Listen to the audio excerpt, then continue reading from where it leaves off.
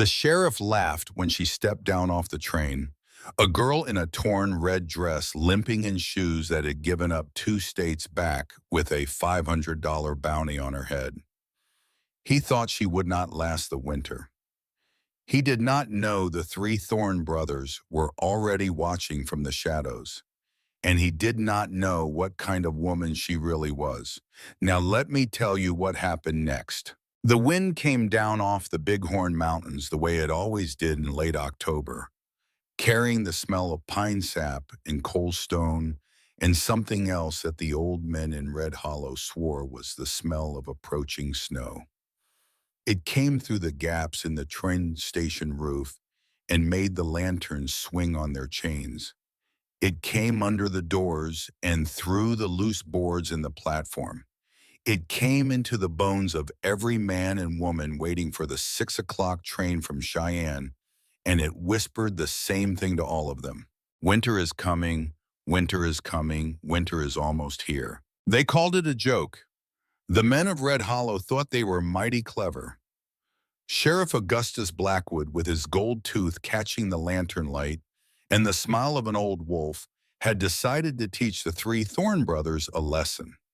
They laughed when the girl stepped down off the train, slender, limping in shoes that had given up 2 states back, carrying nothing but one battered leather trunk and a coat too thin for the country she had come to. They placed bets on whether she would last the winter. They wagered shots of whiskey that she would not. They did not know Ezra Thorne, and they sure as God made cottonwoods did not know Rowena Ashford. Sometimes the stone the world throws away is the diamond a family has been hunting for. Pull up a chair, friend. Let me tell you about October of 1882 in a corner of Wyoming territory where the mountains still made their own weather and a man could ride 40 miles without seeing a fence post. This is your narrator, Marcus, and tonight's tale is one I have wanted to tell you for a long time. Quick favor before we begin. If you love these frontier yarns, hit that like button right now. It tells the algorithm to share this story with more folks who need it. Now, back to our story. Ezra Thorne sat alone at the long pine table in the cabin he had built with his own 2 hands, the same hands now wrapped around a tin coffee cup that had gone cold an hour past. The letter lay open in front of him. He had read it 3 times that morning. He had read it 11 times since it arrived in June. The paper was soft now at the folds, soft the way a thing gets when a man's hands keep returning to it. The handwriting was small and careful. The ink had faded a little. The signature at the bottom said only this: Miss R. Ashford, Boston, Massachusetts. His own letter, the one she was answering, had been short and plain. He was not a flowery man. He had a ranch. He had 2 brothers. He had enough food for the winter and a roof that did not leak and a stove that threw heat to every corner. He could promise no riches and no soft Eastern luxuries. He could promise a roof and 3 meals a day and a man who kept his word. If she wanted a simple life that was safe, she should come. He would meet her at the Red Hollow station on the 23rd of October. He had signed it Ezra Thorne, and he had not expected an answer. A man like him did not expect things anymore. But she had answered. She had not asked if he was rich. She had not asked about his face or his height or his reputation. She had asked one question. She had written it in that careful hand on the 2nd page of her letter. Mr. Thorne, are you a warm man, not in body, in spirit? I have been cold for a very long time. I do not need much. I need warmth. Ezra Thorne, who had not cried in 17 years, who had buried a mother and a sister and a father and lost the woman he loved in the span of 4 cruel years, who had walked off the field at Petersburg in 1865 and carrying a stripe of Confederate iron down his face that the surgeon said would always show, had sat alone in this cabin in June and read that question and put his head in his hands and felt something break loose in his chest that he had thought was dead and gone. Yes, he had written back. Yes, ma'am, I am a warm man. Come west. He stood now from the table and walked to the small window that looked out over the yard. His leg was stiff in the cold. It would always be stiff. The fever last winter had left him weaker than he liked to admit. He had been 32 years old, and he had nearly died alone in this very room. 11 days on his back. Tanner had been 80 miles north tracking a wolf pack. Silas had been in Cheyenne delivering ironwork. Ezra had crawled to the stove twice a day to keep the fire going. He had dreamed of Asha and of his mother and of the war. He had woken on the 12th day with the fever broken and the realization clear as a church bell. He could not do another winter alone, not because he feared death. Death had walked beside him so long it was practically a brother. He feared something worse. He feared being with no one to remember his name. He feared being the last thorn and ending the line in a quiet bed alone, with the wind blowing through the cracks and no hand to hold his when the cold came in for the last time. So he had written a letter, and she had written back. Outside in the yard, his brothers were working. Tanner was splitting cottonwood with the splitting maul, the heavy iron head rising and falling in a steady rhythm, older than the country.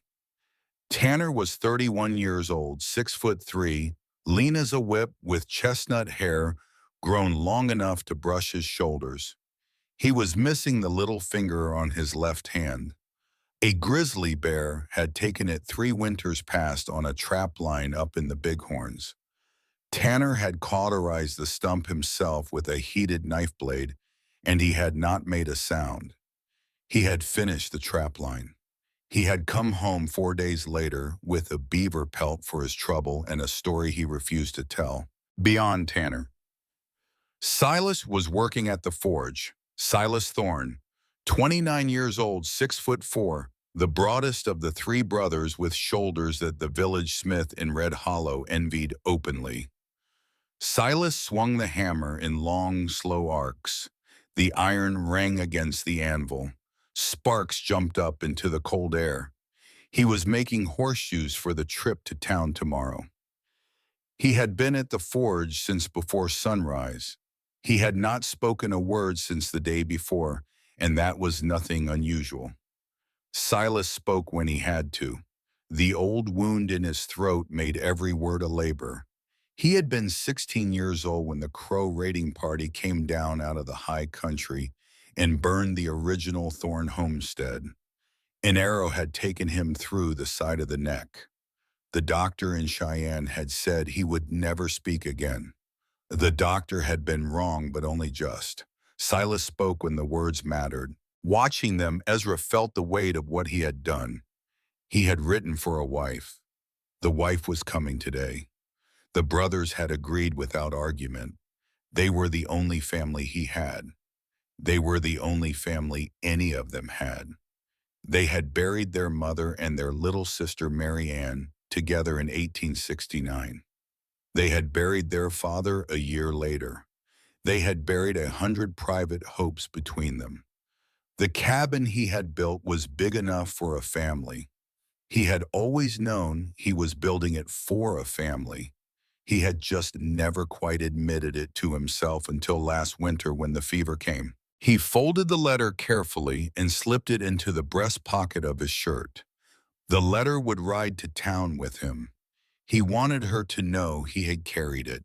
He wanted her to know it had mattered. What he did not know yet, what no man in Red Hollow knew yet, was this. 42 miles south in a small cabin with a tin roof, Sheriff Augustus Blackwood was standing in his backyard digging a hole. The hole was not for a body, not yet. It was for a strong box. The strong box held $200 in gold coin from a man named Mortimer Hayes of Boston, Massachusetts. The strong box also held a stack of letters wrapped in oilcloth.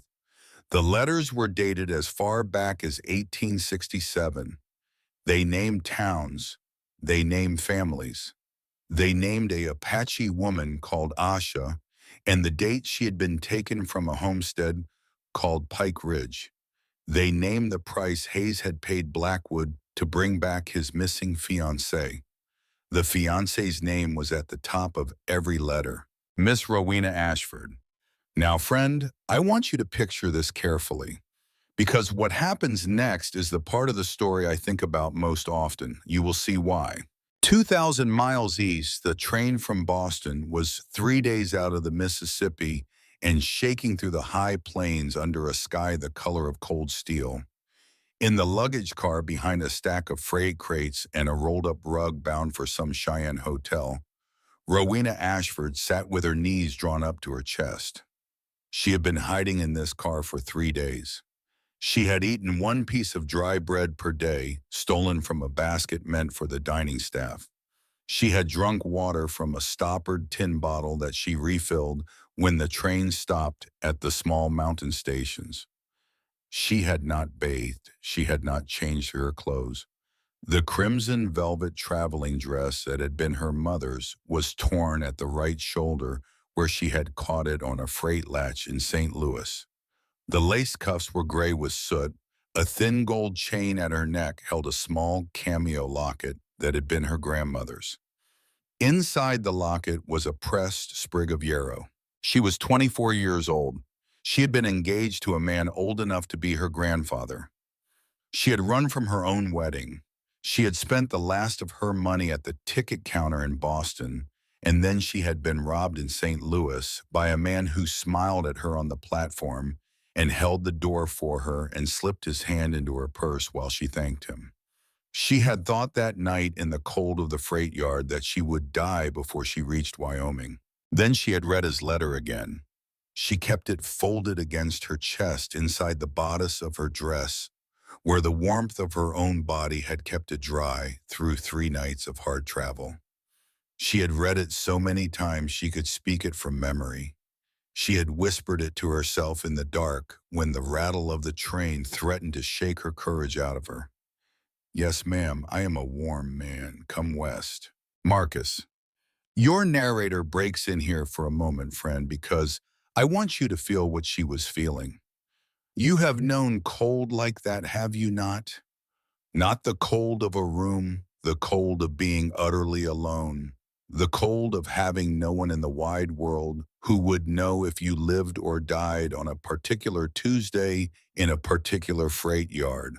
That is the cold she carried. And she was trying so hard to believe that on the 23rd of October there would be a warm man waiting at a station she had never seen. Her hand drifted down her right arm and stopped at the sleeve. Underneath the velvet, she could feel the long scar that ran from the inside of her elbow to the heel of her wrist. The skin there was rope and ridge. It ached in cold weather. It would ache forever. The mark had been given to her by her Aunt Margaret when she was 16 years old. The tea kettle had boiled and her aunt had screamed something about wages and laziness, and the words had not even mattered, only the long, bright arc of scalding water and the noise her own mouth made and the smell of her skin afterward. The doctor had not been called. The doctor cost money. They had wrapped her arm in lard and brown paper. The infection had nearly taken her. It had taken something else instead. It had taken any chance she had of being seen as an acceptable bride in the polite parlors of Boston. When Mortimer Hayes had come courting in the autumn of 1881, she had thought at first that he had simply not noticed. Then she had understood. He had noticed. He liked it. He liked that the world had marked her and made her cheap. He liked that she could not refuse. She had refused. She had run on the night before the wedding, and she had ridden west on her grandmother's locket and her mother's red velvet dress and a single piece of paper folded against her heart. The train slowed. She heard the long iron complaint of brakes. She heard the conductor calling out the next stop. Red Hollow, Wyoming Territory, 6 o'clock arrival. Rowena Ashford pulled herself to her feet inside the swaying luggage car and smoothed the torn shoulder of her dress with a hand she could not entirely keep still. She picked up her trunk. The trunk had been her mother's too. She had not had time to pack much. A second dress, a Bible, the herbal book her grandmother had written in her own hand over the course of 40 years, a small bag of dried sage and yarrow and willow bark, and one good pair of stockings. That was the inventory of her life. That was what she was bringing to a man she had never met in a country she had never seen. The train hissed to a stop. The luggage car door opened, and the cold came in like a slap. The brakeman saw her. His mouth fell open. He had not known there was a woman in his luggage car. "Ma'am," he said. "What in the name of—" "Please," she said, "please do not call the sheriff." The brakeman looked at her face. He looked at the torn dress. He looked at the trunk. He was a man with a daughter of his own. He stepped back and let her pass. "Get on," he said gently. "Get on now." She stepped down onto the platform of Red Hollow Station, and her breath made a cloud in the lantern light. There were maybe 30 people on that platform, friend. Some had come to meet the train. Some had come to gawk because the train coming in was the entertainment of the week. Some had, well, because Sheriff Augustus Blackwood had quietly let it be known that there might be something worth watching tonight. The sheriff was there himself, standing at the front of the crowd, with his thumbs hooked in his gun belt and his gold tooth catching the lantern light. Beside him stood 4 deputies. Behind him stood the wife of the mayor, Beatrice Holloway, in a fur-trimmed bonnet, her mouth already pursed as if she had tasted something sour. Rowena Ashford did not see them yet. She was looking for one face in the crowd, a face she had never seen. She did not know what he looked like. She knew only that he had said he would be tall. She did not see him. She saw Sheriff Blackwood instead. "Miss Ashford," he said, and his voice carried the way a hawk's cry carries on still air. "There is a gentleman in Boston who is quite missing you." The crowd went still. Rowena's breath stopped in her throat. She felt the locket against her skin. She felt the letter folded inside her dress. She felt the platform tilt sideways for one bad second, and then she made herself stand straight. She had not come 2,000 miles to fall down on a wooden platform in Wyoming. "Mr. Hayes," she said clearly, "is no business of mine." "Oh," the sheriff said, smiling, "but he is mine. There is a $500 reward for your safe return, miss. $500. That is more than most men in this town see in a year." Beatrice Holloway laughed. A few of the men in the crowd laughed too. Not all. A few looked at the ground. Rowena's hands were shaking around the handle of her trunk. She set the trunk down. She did this slowly, carefully, with the deliberate grace her mother had taught her at 6 years old in a Boston parlor. A lady never sets a thing down hastily. A lady never lets the world see her tremble. "Sheriff," she said, "I am 24 years old. I am not a runaway slave. I am not a fugitive. There is no warrant for my arrest. The state of Massachusetts cannot compel a woman of legal age to marry against her will. You have no authority over me." The sheriff's smile did not move. "But you are alone," he said. "And alone, miss, in this part of the country is a very dangerous thing to be." He took one step toward her. The deputies took one step with him. Beatrice Holloway leaned forward to see better. And then a hand came down on Rowena's shoulder from behind. It was a heavy hand, a working hand. The fingers were calloused and the knuckles were scarred. It did not grip. It rested. It was the hand of a man asking permission. She turned her head. The man was tall. He was so tall she had to tilt her chin up to see his face. He was wearing a long coat of bear fur that fell almost to his boots. The fur was old and well kept, and he wore it the way another man wore a tailored suit. His face was weather-beaten and lean. There was a scar that ran from his temple down across his cheekbone and ended just at the line of his jaw. His eyes were the color of whiskey held up to a lamp. His hair was dark and just touched with gray at the temples. He said only one thing to her, and he said it quietly, and she knew at once who he was. "Are you a warm man?" he said. "In spirit, not in body. I have been cold for a very long time." He had answered her own letter, word for word, the question she had hidden inside a longer letter, the question that no other person in the world could possibly know. Tears came up in her eyes. She did not let them fall. She nodded once. "Mr. Thorne," she whispered. "Yes, ma'am," said Ezra Thorne. "I am he. I apologize for being late." The crowd was thicker than I expected. He turned then and faced the sheriff. He did not raise his voice. He spoke as a man speaks when he has nothing to prove. "Sheriff Blackwood," he said, "this lady is my wife." The wind whipped through the station. A lantern guttered out. Somewhere a horse stamped in the cold. "Your wife," said the sheriff slowly. "That is news to me, Ezra." "It is a private contract," said Ezra. "I wrote her in June. She accepted in July. I paid her passage in August. She is here now. By the laws of the Wyoming Territory and by the witness of God Almighty, she stands on Thorn land the moment she steps down from this train.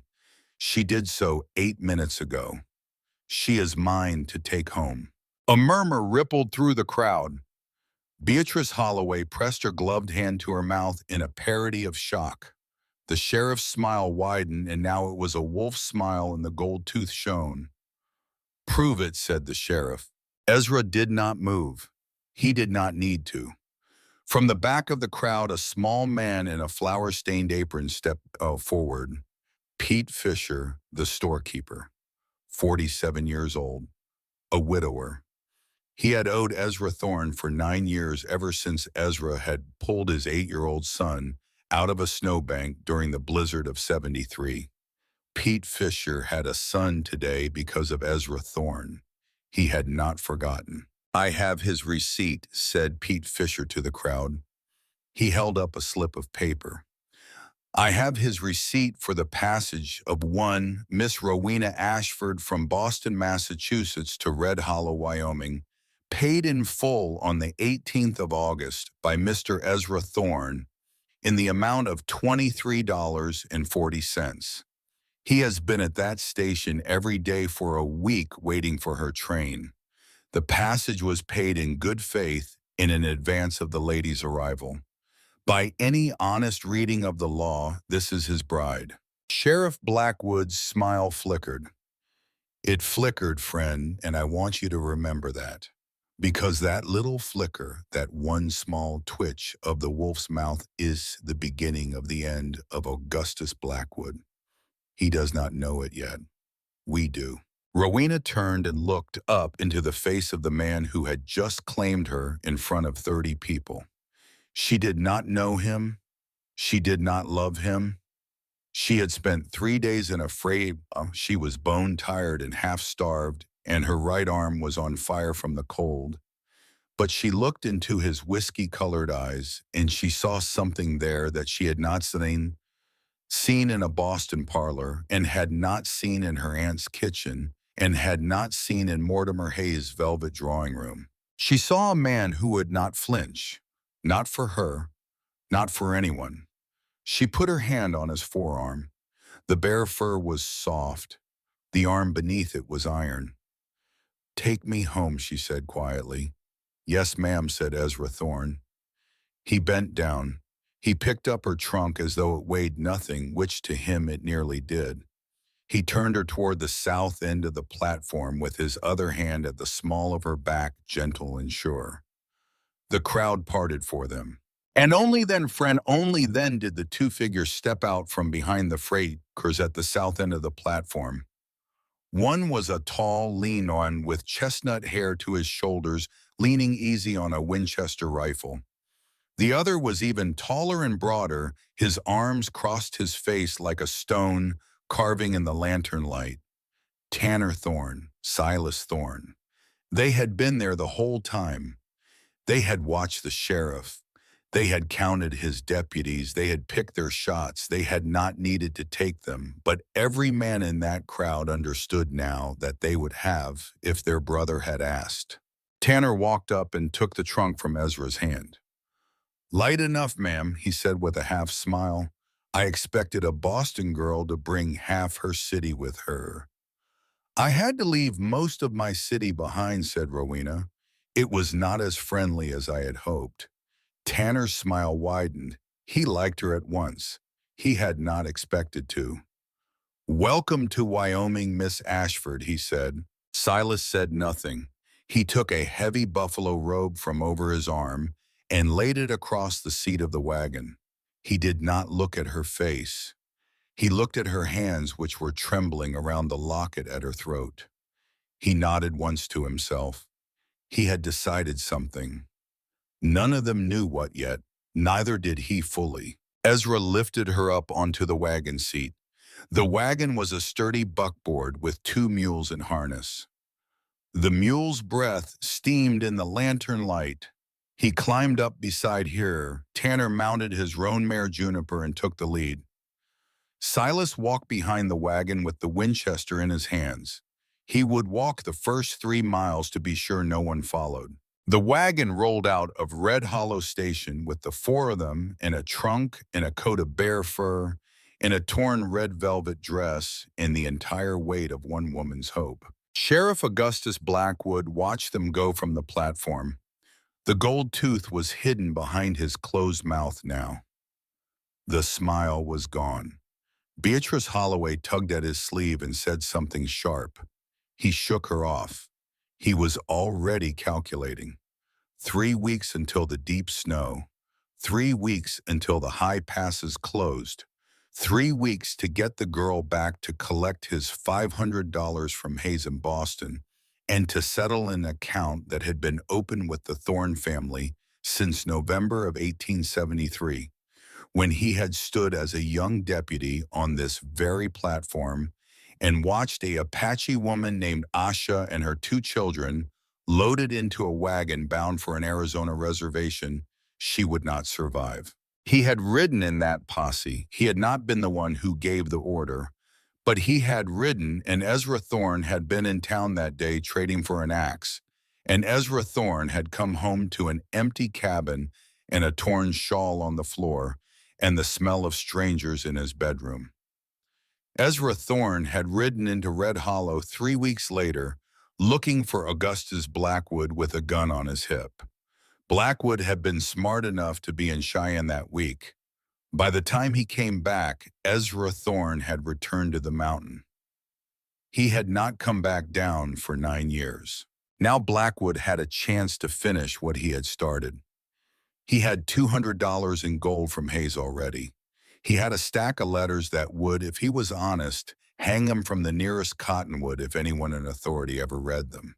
He had to get the girl back to Boston before those letters became a problem, and he had to make sure that in the doing of it, the Thorne brothers did not survive to tell the tale. He turned to his deputies. "We ride to Pike Ridge in 3 weeks," he said. "Thanksgiving Day. Be ready." The wind off the bighorns came down again. It rattled the empty platform. The wagon climbed slowly out of Red Hollow and onto the long rolling road that led north toward the mountains. The lantern hung from the front of the wagon and the light bobbed along the rutted track. The mules snorted clouds of breath into the dark. The stars came out one by one. The Milky Way made a pale road across the sky that ran in the same direction as the road they were traveling. Rowena sat beside Ezra Thorne and did not speak for a long time. She was so cold she could not feel her feet. She was so tired she could not feel her face. Her right arm was a long bar of pain. Her stomach ached with hunger. She wanted to weep and could not muster the strength. After 2 miles, Ezra took the buffalo robe from behind the seat and wrapped it around her shoulders without a word. The robe was warm from where Silas had been carrying it. It smelled of leather and smoke and something else.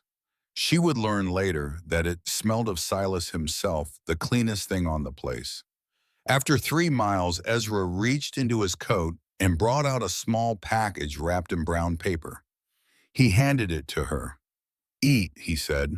Inside was a hunk of brown bread, a slice of yellow cheese, and a piece of dried apple. She ate. She ate slowly because her aunt had taught her that hunger should never be advertised. She ate every crumb. After 5 miles, she finally spoke. "Mr. Thorne," she said, "may I ask you something?" "You may ask anything, ma'am." "Why did you write the letter?" He was quiet. The mules walked. The lantern swung. "I was sick last winter," he said at last. "I almost died. I was alone in the cabin for 11 days. When I came up out of the fevers, I knew I could not face another winter the same way. I am not a man who is afraid of dying, miss, but I found I was afraid of dying alone. So I wrote the advertisement. I had not expected an answer." She nodded. She kept her eyes on the road. "Why did you answer mine?" he asked. "Because," she said, "you wrote that you were a warm man, and that was the only thing in the world that I needed." Ezra Thorne did not answer. He looked straight ahead at the mules and the lantern and the long, pale road north into the mountains. He did not let her see his face. He did not trust his face just then. "Marcus, your narrator wants to tell you something, friend. Right here." While the wagon climbs into the dark and the woman beside Ezra Thorne falls asleep against his shoulder under a buffalo robe she did not earn yet but somehow already deserved. Right here is the moment that mattered. Not the moment on the platform, not the sheriff's threat, not the gold tooth, or the deputies, or the laughing crowd. Right here. A tired woman asleep against the shoulder of a tired man. Both of them too long alone, both of them full of scars the other had not seen yet, riding north into the mountains under stars older than any war they had survived. This is where the story turns. This is where the wind that had been blowing for 33 years and 24 years respectively decided perhaps that it had found a place worth staying. 3 miles behind them, Silas Thorne walked silently with the Winchester in his hands and watched the road. He was looking for tracks in the lantern light. He was thinking about the woman in the wagon. He was thinking about the way her hands had trembled. He was thinking about the long scar that the lantern had caught on her right arm when she lifted her trunk.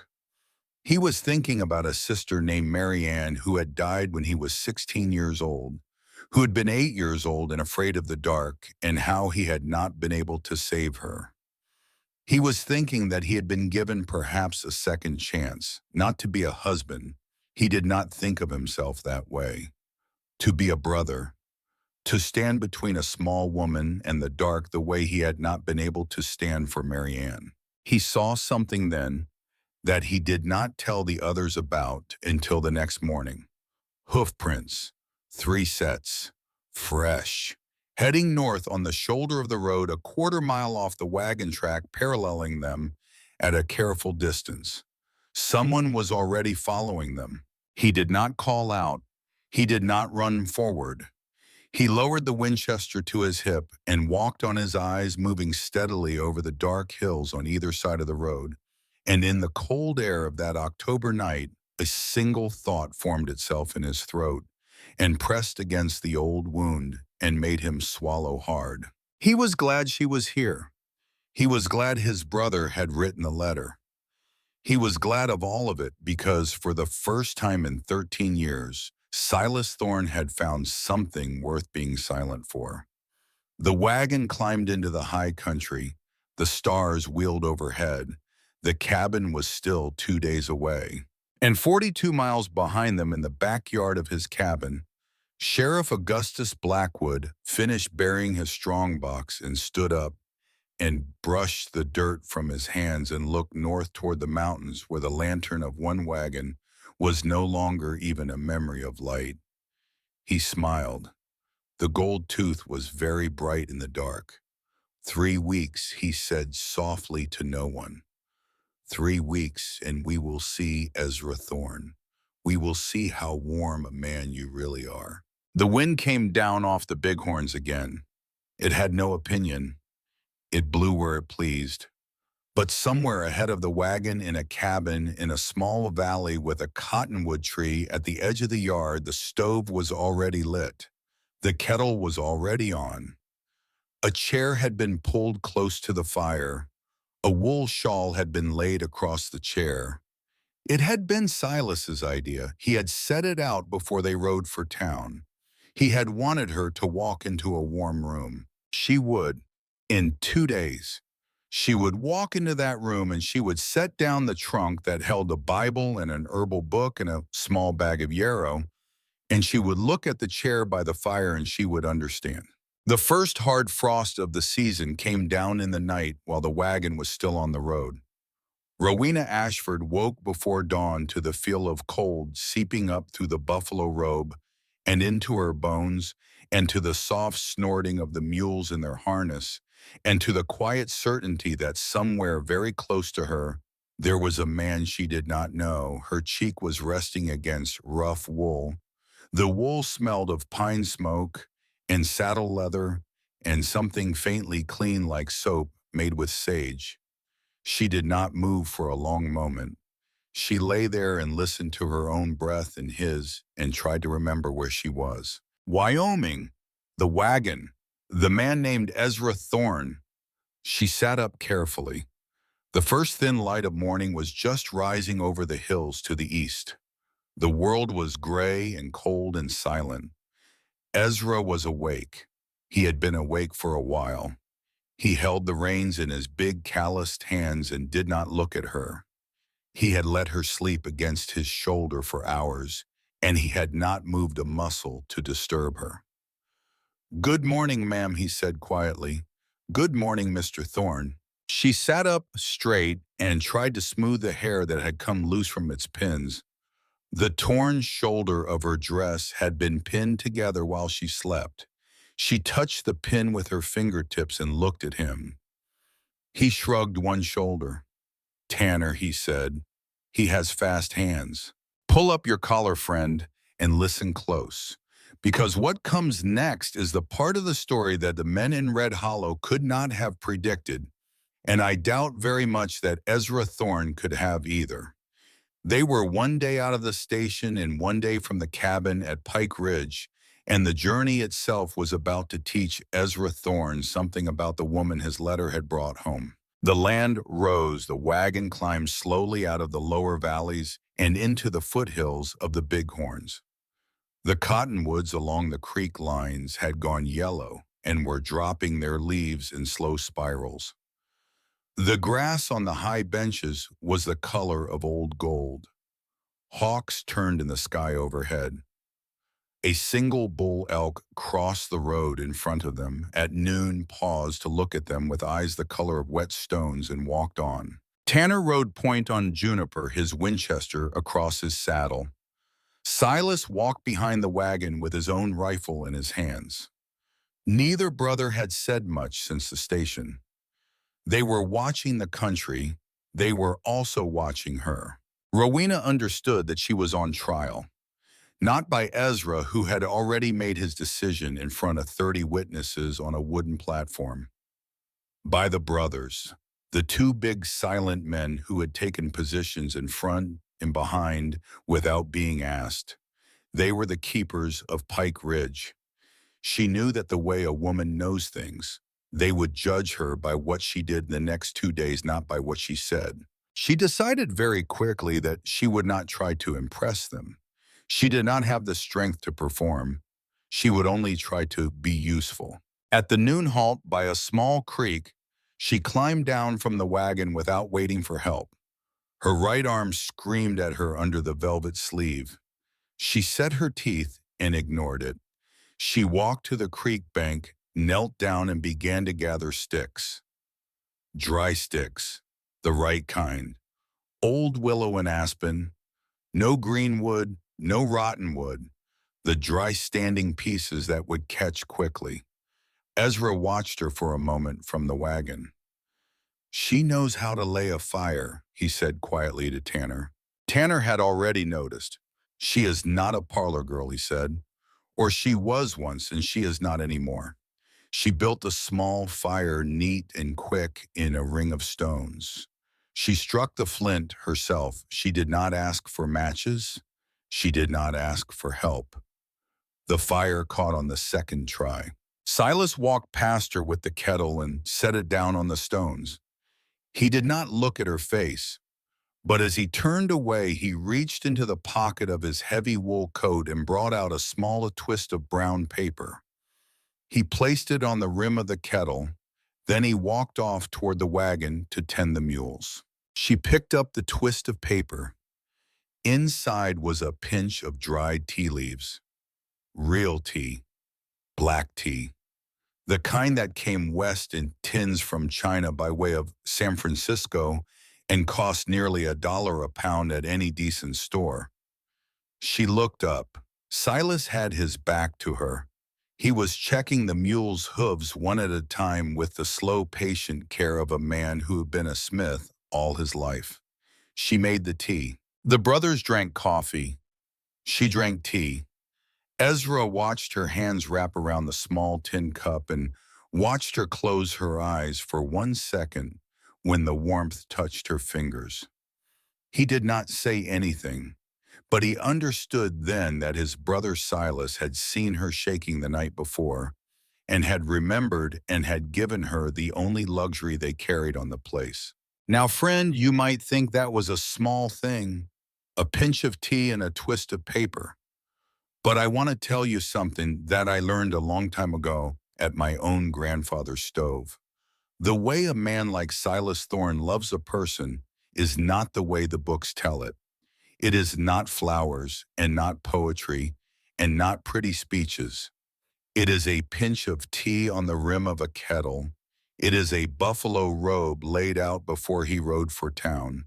It is a chair pulled close to the fire in a cabin 2 days away, set there at 4 in the morning by a man who could not be sure she would even arrive. That is the kind of love that does not make a sound, but it builds a country."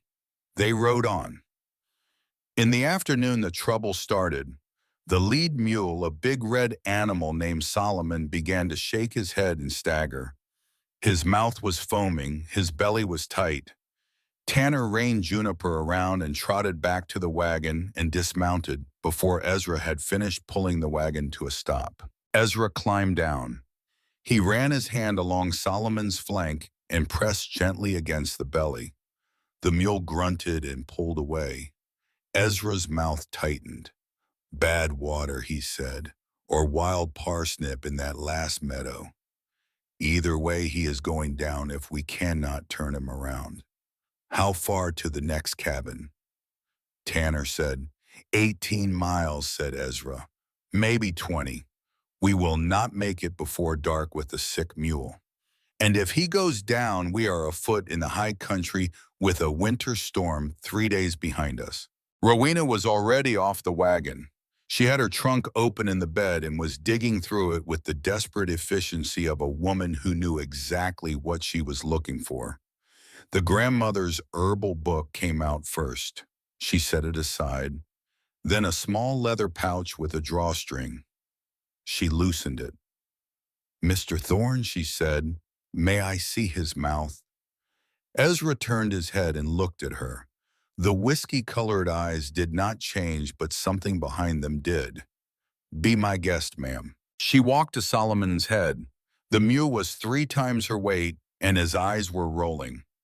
She put her left hand flat on his cheek and held it there. She spoke to him in a low voice. Old plain English words, the same words her grandmother had used on 100 sick animals on a small farm outside Worcester 40 years before. She did not pull at his halter. She did not push. She just held her hand against his cheek and spoke. After a long moment, he stopped throwing his head. He let her open his mouth. She looked, She put her face very close to his and she sniffed. Then she nodded once sharp and certain. Wild parsnip, she said. He chewed some yesterday morning, and the colic is hitting him now. We have time, but only just. She turned to her pouch. She took out a small twist of dried bark, 2 pinches of a darker dried root, and a folded paper of gray-green powder. She mixed them in her palm. Mr. Thorne, I will need a quart of warm water in a bottle, any bottle with a long neck. Ezra did not argue. He did not ask what the herbs were. He fetched the water and the bottle. Tanner held Solomon's head. Silas held the bottle while she stirred. She drenched the mule with practiced hands. She kept her right arm braced against the bottle, even though the muscles in it were burning. She did not mention the pain. Ezra watched her right arm and said nothing, but he saw. Within 20 minutes, Solomon's breathing had eased. Within an hour, the foam was gone, and he was standing easy. By the time the sun was low against the western hills, the mule was eating a little hay from Ezra's hand. Ezra turned to her at the picket line. Where did you learn that, ma'am? My grandmother, she said. Her name was Hannah Brearley. She was a midwife in Worcester County for 41 years. She delivered 312 babies and she lost only 9. She also kept a barnyard. She wrote everything she knew into a book, and she gave the book to me when she died. I was 13 years old. I have been reading it ever since. He nodded slowly. May I see the book sometime? Yes, she said. She did not say another word about it. She climbed back onto the wagon. Her hands were shaking, and her right arm was on fire. She held them in her lap and breathed slowly until they stopped. Tanner walked over to Ezra at the picket line. Brother, he said very quietly, that is not a parlor girl. I know it. She just saved a $40 mule with a pinch of gray powder. I know it.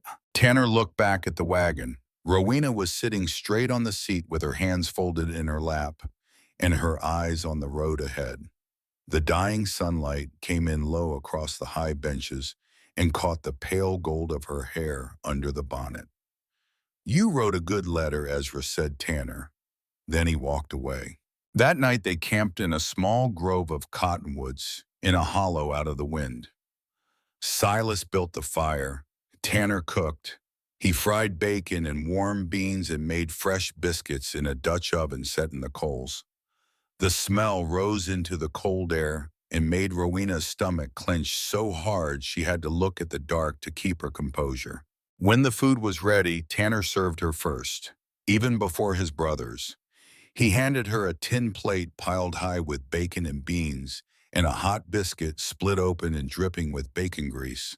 She had not been served first by a man in 9 years, not since her father died. She ate slowly. She did not cry, but it was a near thing. After the meal, Silas brought a piece of folded sailcloth and laid it on the ground near the fire. On top of the sailcloth, he laid a sleeping roll, 2 heavy wool blankets, a second buffalo robe. He arranged them carefully to face the fire and to be sheltered by the wagon on the wind side and to be far enough from his own bedroll and Tanner's that she would have privacy, but close enough to the fire that she would be warm. He did all this without a word. When he was finished, he stepped back and made a small gesture of his hand toward the bed he had made. She walked over to it. She stood beside it for a moment. Then she turned and looked at him. Thank you, Silas, she said, quietly. Just his name. He went very still. The flicker of the fire moved across his face. He had a face like a stone carving, the kind of face a person did not learn to read in an evening or a week.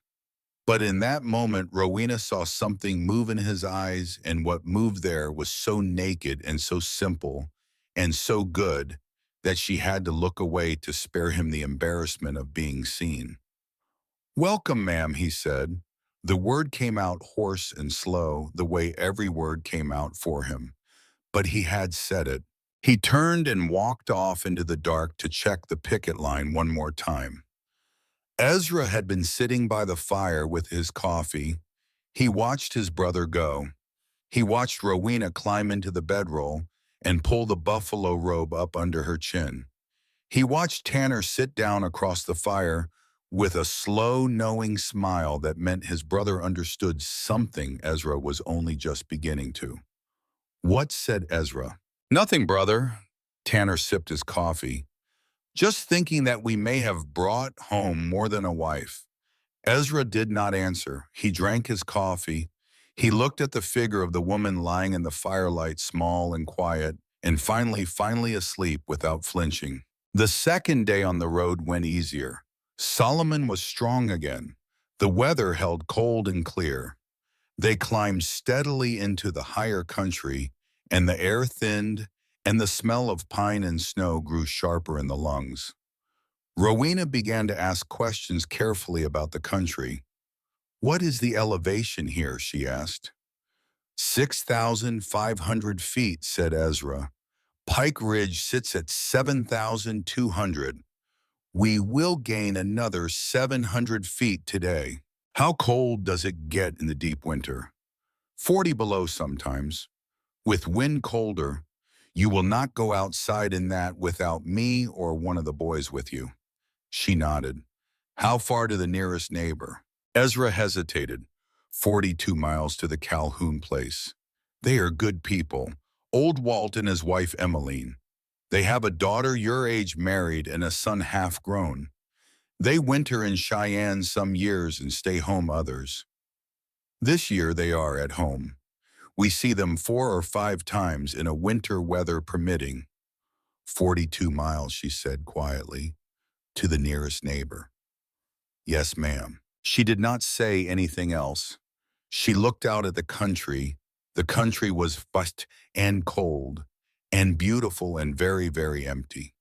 She had grown up in a city of 200,000 souls. She had lived her last 9 years in a row house where the neighbors could hear her aunt scream through the walls. She had never in her life been 42 miles from another human being. The thought ought to have frightened her. It did not. It made her shoulders drop just slightly. It made her draw in a long, slow breath and let it out as if she had been holding it for years.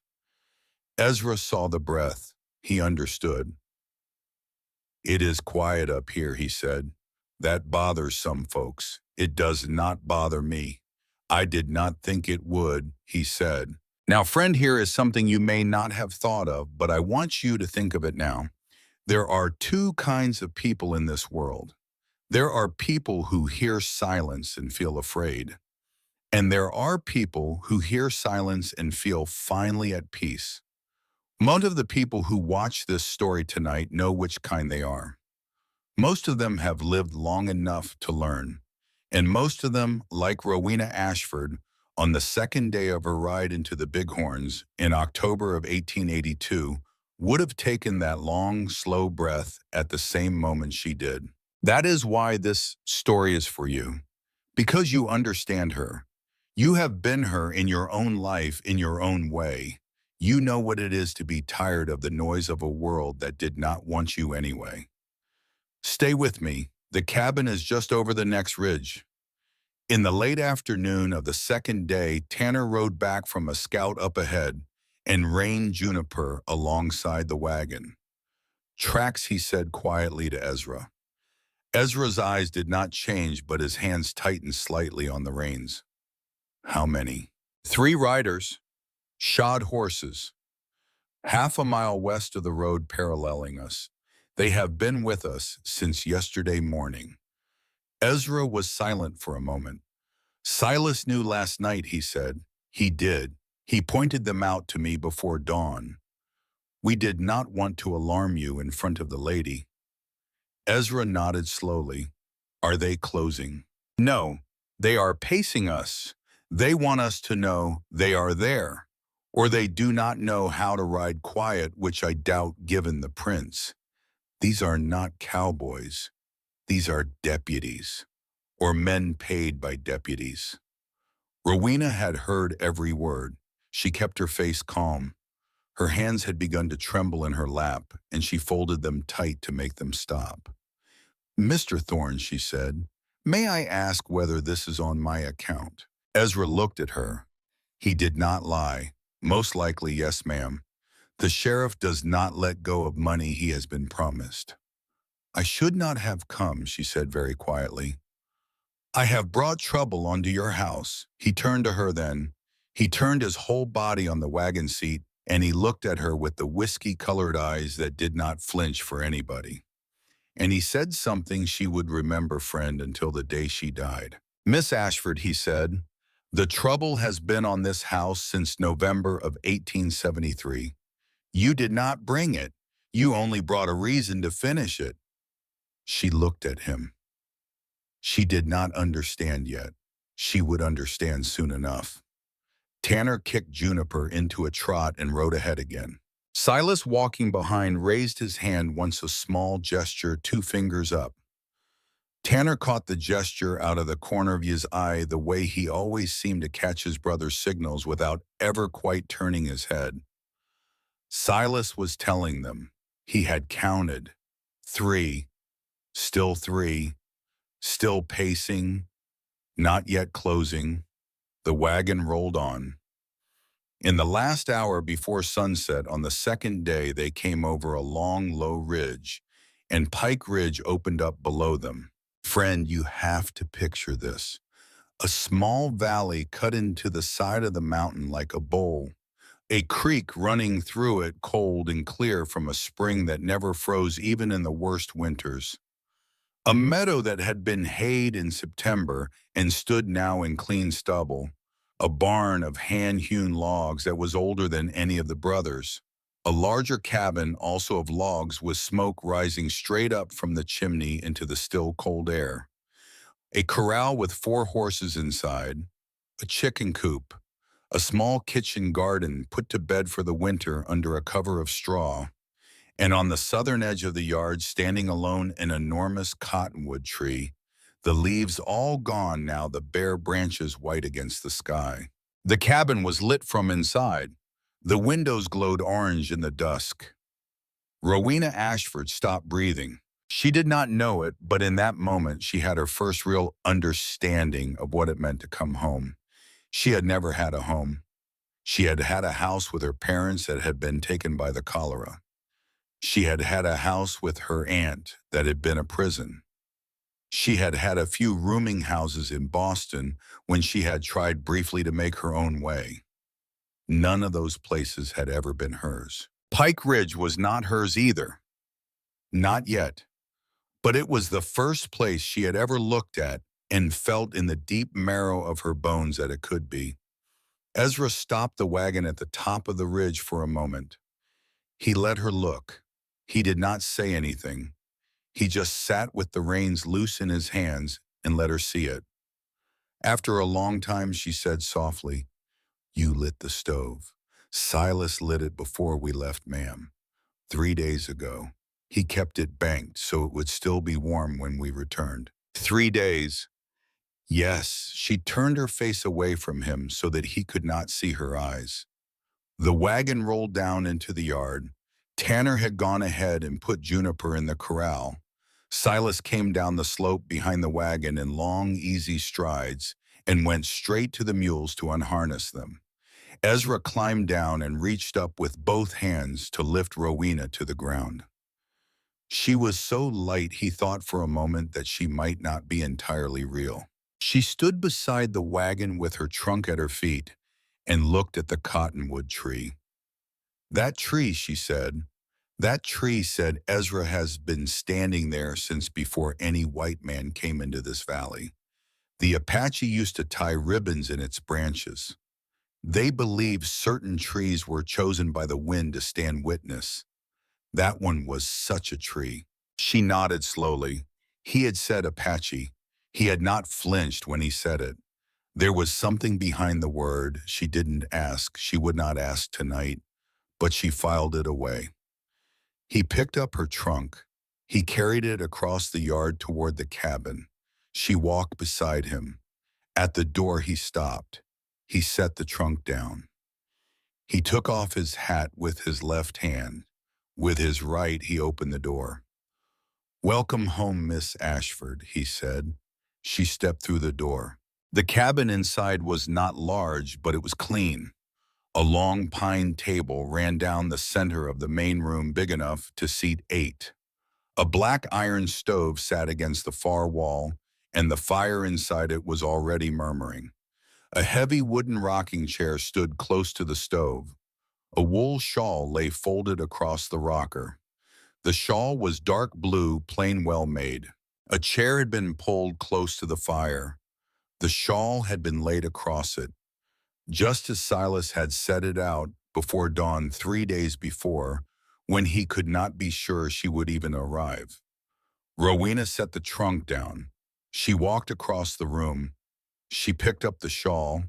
She held it against her cheek for one moment. Then she sat down in the rocker by the fire, and she put her face in her hands, and she wept. She wept silently.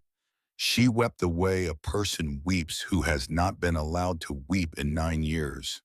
She wept for her mother and her father and her grandmother and the years in the row house and the kettle and the scar on her arm and the man in Boston and the train and the hunger and the cold. And finally she wept because she had walked through a door at the top of a long road and found that someone had left a chair pulled close to the fire and a wool shawl folded across it for her just in case, because he had hoped she would come. Ezra stood in the doorway.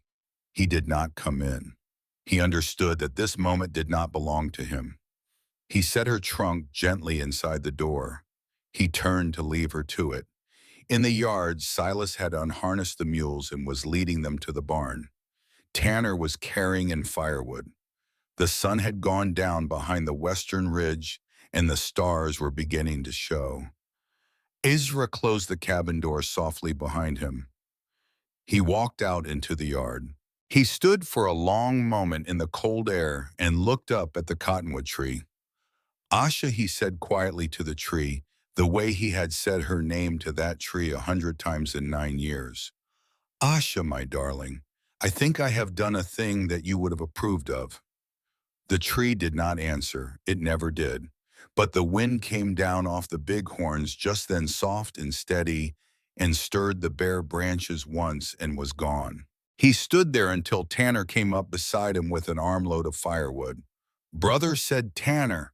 "I know," said Ezra. "She is the one you have been waiting for. I know it." Tanner set the firewood down on the porch and turned to face his brother. "There are riders out there. 3, pacing the road. They will not come tonight, but they will come, I know it." Tanner nodded. "We will be ready." Ezra looked back at the cabin window where the orange light of the stove and the lamp painted a square of warmth onto the dark yard. The shadow of a small woman in a rocking chair moved across the window once and then was still. "Yes," he said, "we will be ready." The first morning at Pike Ridge began at 4 o'clock, the way every morning began for Ezra Thorne. He woke without an alarm. He had not used an alarm since he was 15 years old. The body knew. The dark knew. He swung his legs over the edge of the bed and put his feet on the cold floor and sat for a moment listening to the cabin. The cabin was quiet. The cabin was different. There was another person breathing under his roof. He had not heard another person breathing under his roof in 9 years. Tanner and Silas slept in the bunkhouse out behind the barn. They had built that bunkhouse together in the summer of '74 because Ezra had said he needed a quiet place after Asha and the children were taken, and the brothers had understood, without being told, that what he meant was he needed a place where the silence was his own. They had built the bunkhouse in 3 weeks with their own hands, and they had moved into it that fall, and for 9 years the cabin had held only one set of breathing. Now there were two. He sat on the edge of the bed in the dark and listened to her breathe in the room down the short hall. She was breathing slow and easy, the deep breathing of a person who was finally sleeping without fear. He stood up. He dressed in the dark. He moved softly. He did not want to wake her.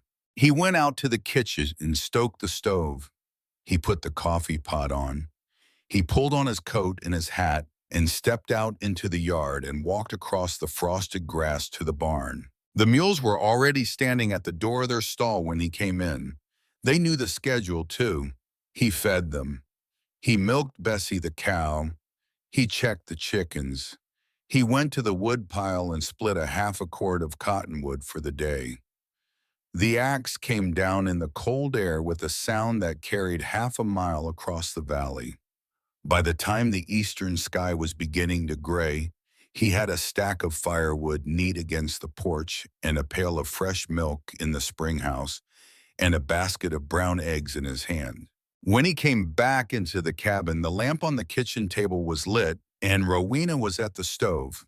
She had her hair pinned up neat. She was wearing the dark blue shawl Silas had set out for her draped over her shoulders. She had washed her face and pinned a small white collar onto the bodice of her gray wool dress, the second of the two dresses she had brought from Boston. Her sleeves were turned back. She was kneading bread on the long pine table. She looked up when he came in. "Mr. Thorne," she said, "good morning." "Good morning, Miss Ashford." She had already fed the stove. She had already started the kettle. She had found the flour bin and the lard tin and the salt. She had found the bread crock under the counter. She had found somehow the right size bowl. She had been awake, he realized, for at least an hour, quietly, without a sound, without disturbing him. He set the eggs on the counter. He set the milk pail on the cold stone of the spring shelf. He took off his coat. "I did not expect you up so early," he said. "I have been up at 4 for 9 years," she said. "My aunt did not approve of late risers. I am sorry. Should I have waited?" "No," he said. "No, ma'am. It is your kitchen now." She paused at the table. She looked down at her hands in the flour. She did not say anything for a moment. Then she nodded once and went back to her kneading. He poured himself a cup of coffee.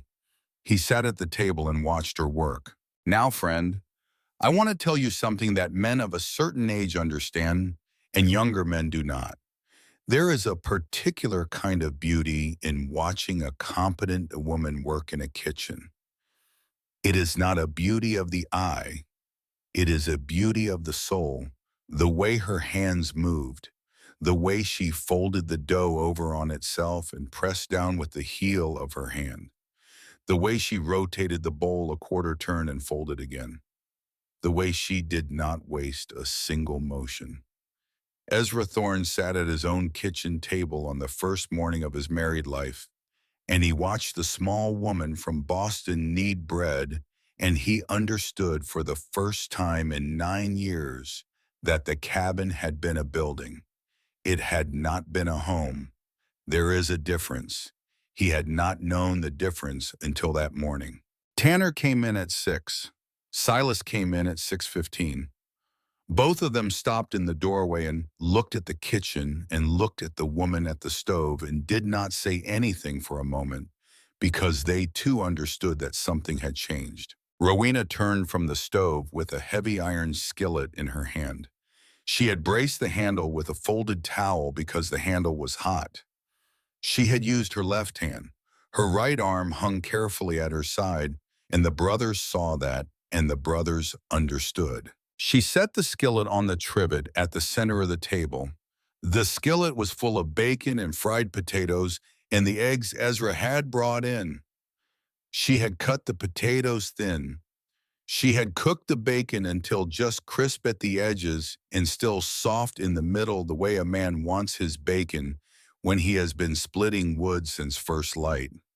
The eggs were fried in the bacon grease, and the yolks stood up bright orange. She had also baked the bread. The loaves were on the counter cooling under a cloth. Tanner sat down at his place. He looked at the skillet. He looked at his brother. He looked at the woman. "Ma'am," he said, "we had best be careful with you. You will spoil us in a week." She poured coffee into his cup. I should hope so, Mr. Thorne, she said quietly. It was the closest thing to a joke she had made in his hearing, and Tanner laughed a short, bright laugh that he had not made in some time. Silas did not laugh. Silas never laughed. But he sat down across from Tanner, and he reached for the bread on the counter, and he tore off a piece and dipped it in the bacon grease in the skillet and ate it while it was still warm, and Rowena saw him do it, and a small smile touched the corner of her mouth. Ezra said the grace. He said it short and plain in the way the Thorn men had always said it. Father, we thank you for this food and this morning and this house. We thank you for the hands that prepared it. We ask your protection on this place and the people in it. Amen. He had added the line about the hands. The brothers noticed. Rowena noticed. Nobody remarked on it. They ate. That morning was the first of many. The 2 weeks that followed would be filled with bread and bacon and quiet conversation. 2 weeks of the small woman at the stove. 13 days that Ezra Thorne would later think of as the only perfect days he had ever known. Now, I want to walk you through what those days held, friend, because the things that happened in them are the things that built the house. The things that came after the trouble that was riding toward Pike Ridge with 3 sets of hoof prints already in the high country, those things would test the house. But it was these days that built it. On the second day, Rowena walked the property with Ezra. He showed her the spring house, the smokehouse, the barn, the chicken coop, the kitchen garden, the woodshed, and the small fenced graveyard at the south edge of the meadow. There were 3 stones in the graveyard. He stopped there. He took off his hat. This is my mother, he said. Margaret Thorne, 1829 to 1869. She died in the Crow Raid. This is my sister Mary Ann, 1861 to 1869. She was 8. This is my father Samuel Thorne, 1824 to 1870. He took a wound in the raid that did not heal. He died on his own porch a year later in the chair I sit in now to drink my coffee. Rowena did not speak. She put her hand on the iron rail of the small fence. She looked at the 3 stones for a long moment. I am sorry, Mr. Thorne, she said. He nodded. He put his hat back on. There used to be a 4th stone here, he said quietly. I never raised it. I did not know if she was buried. I did not know where. But I marked the place anyway in my mind. He pointed to the corner of the graveyard. Right there. She looked at the empty corner. Asha, she said quietly. Asha, he said, and the children. Noah was 6. Tayon was 4. She did not ask him any more. They walked back to the cabin in silence.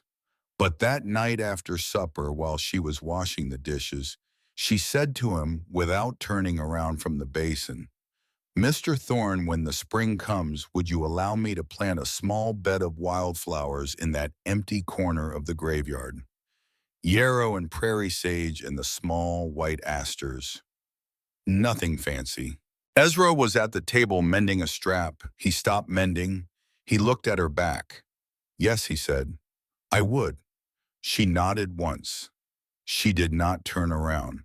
He saw the line of her shoulders ease just a little the way a person eases when a long-held weight has been allowed to set down for a moment. On the 3rd day, the chickens got sick. It was the way she had said. She had been right about the wild parsnip and Solomon. She was right about the chickens, too. She walked into the coop on the 3rd morning, and she stopped, and she put a hand on the doorpost, and she said, Ezra Foulpox. The whole flock will go in a week. He looked at the chickens. He could not see anything wrong with them. They looked fine to him. Their eyes, she said. Look, the membrane is thickening, and there, the hen in the corner is shaking her head. They've been infected for 3 days. They will be visibly sick by tomorrow. We must act today. He looked at her. There is no fowl pox medicine in this country, he said. Dr. Halverson in Cheyenne does not even keep horse remedies for chickens. They are not worth the medicine. I know, she said. We will not use medicine. We will use elderberry, bark, willow bark, and a tea I will make. I will need to walk down to the creek. I saw elderberry on the way in. She walked down to the creek with Tanner walking 10 paces behind her with his Winchester. She gathered her bark. She came back. She brewed the tea in the largest pot in the kitchen, 2 gallons of it, dark and strong and bitter. And she added it slowly to the chicken's water trough over the course of 3 days. She moved the sickest hens into a separate pen. She wiped their eyes with cloth dipped in the cooled tea. She did this morning and night. Out of 47 chickens, she lost 2. Both of those had been the oldest hens in the flock and weak going in. On the 7th day, Ezra came in from the barn at noon and found her on the porch in the rocking chair with the herbal book open on her lap. She had pulled the rocker out into the cold sunshine and was making notes in the back of the book with a pencil she had asked him for. He stopped on the steps and looked at her. "Are you adding to it?" he said. She looked up. "Yes," she said. "My grandmother told me that the book was unfinished. She said the work of 3 generations was not enough. She said the women who came after her would have to add to it. The plants in Wyoming are not the plants in Massachusetts. The diseases of the Wyoming animals are not all the diseases of the Massachusetts animals. I will need to learn this country." She held up the page. "Today I am writing what I have learned about your fowl pox." He sat down on the top step of the porch. He looked out at the meadow. He did not say anything for a while. Then he said quietly, "You are a remarkable woman, Miss Ashford."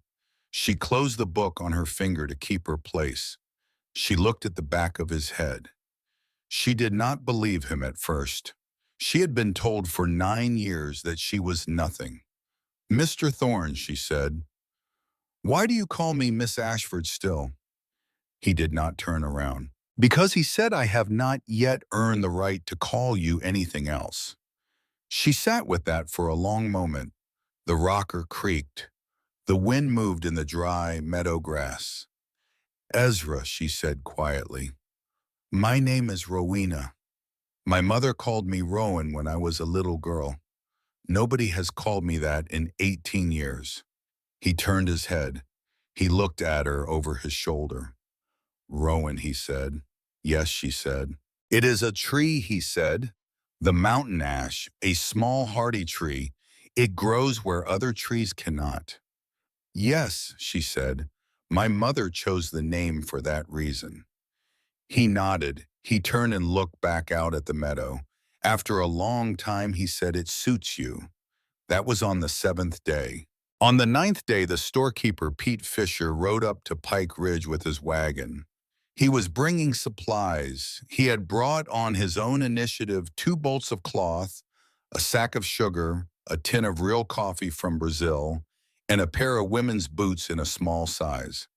He set the boots on the porch and he tipped his hat to Rowena, and he said, "Miss Ashford, my wife was about your size. God rest her.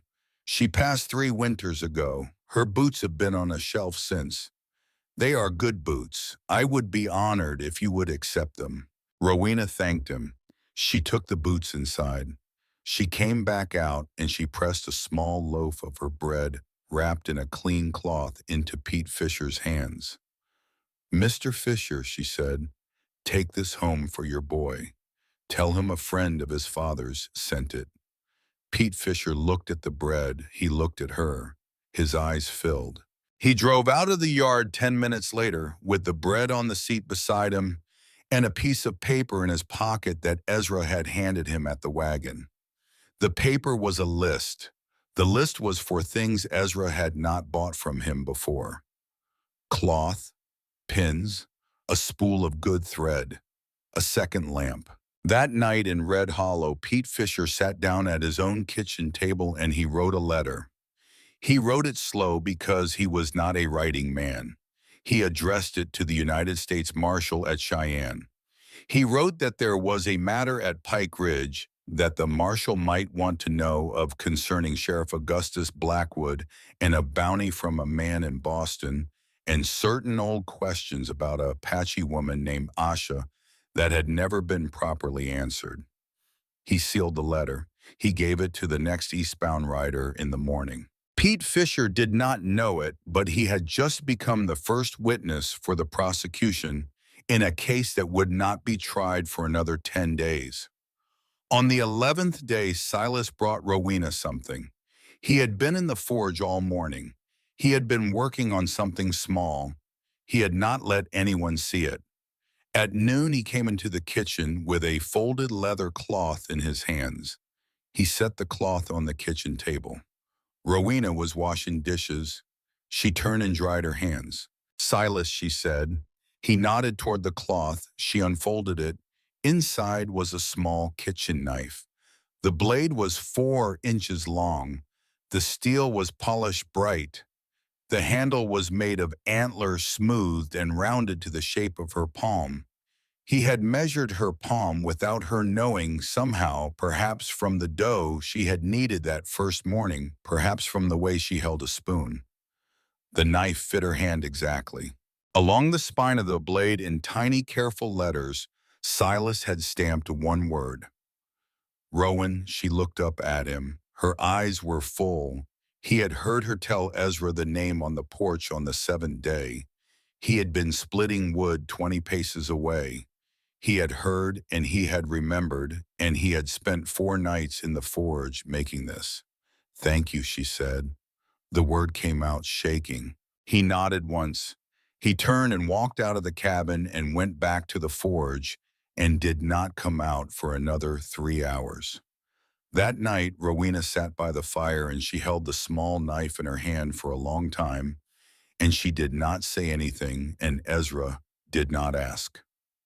On the 12th day, Tanner taught her to shoot. He had been thinking about it since the 2nd day. He had decided that morning that it could not wait any longer. He went out to the meadow after breakfast, and he set up 3 tin cans on the rail of the corral, and he came back into the kitchen, and he said, "Rowan, come outside, please." She came.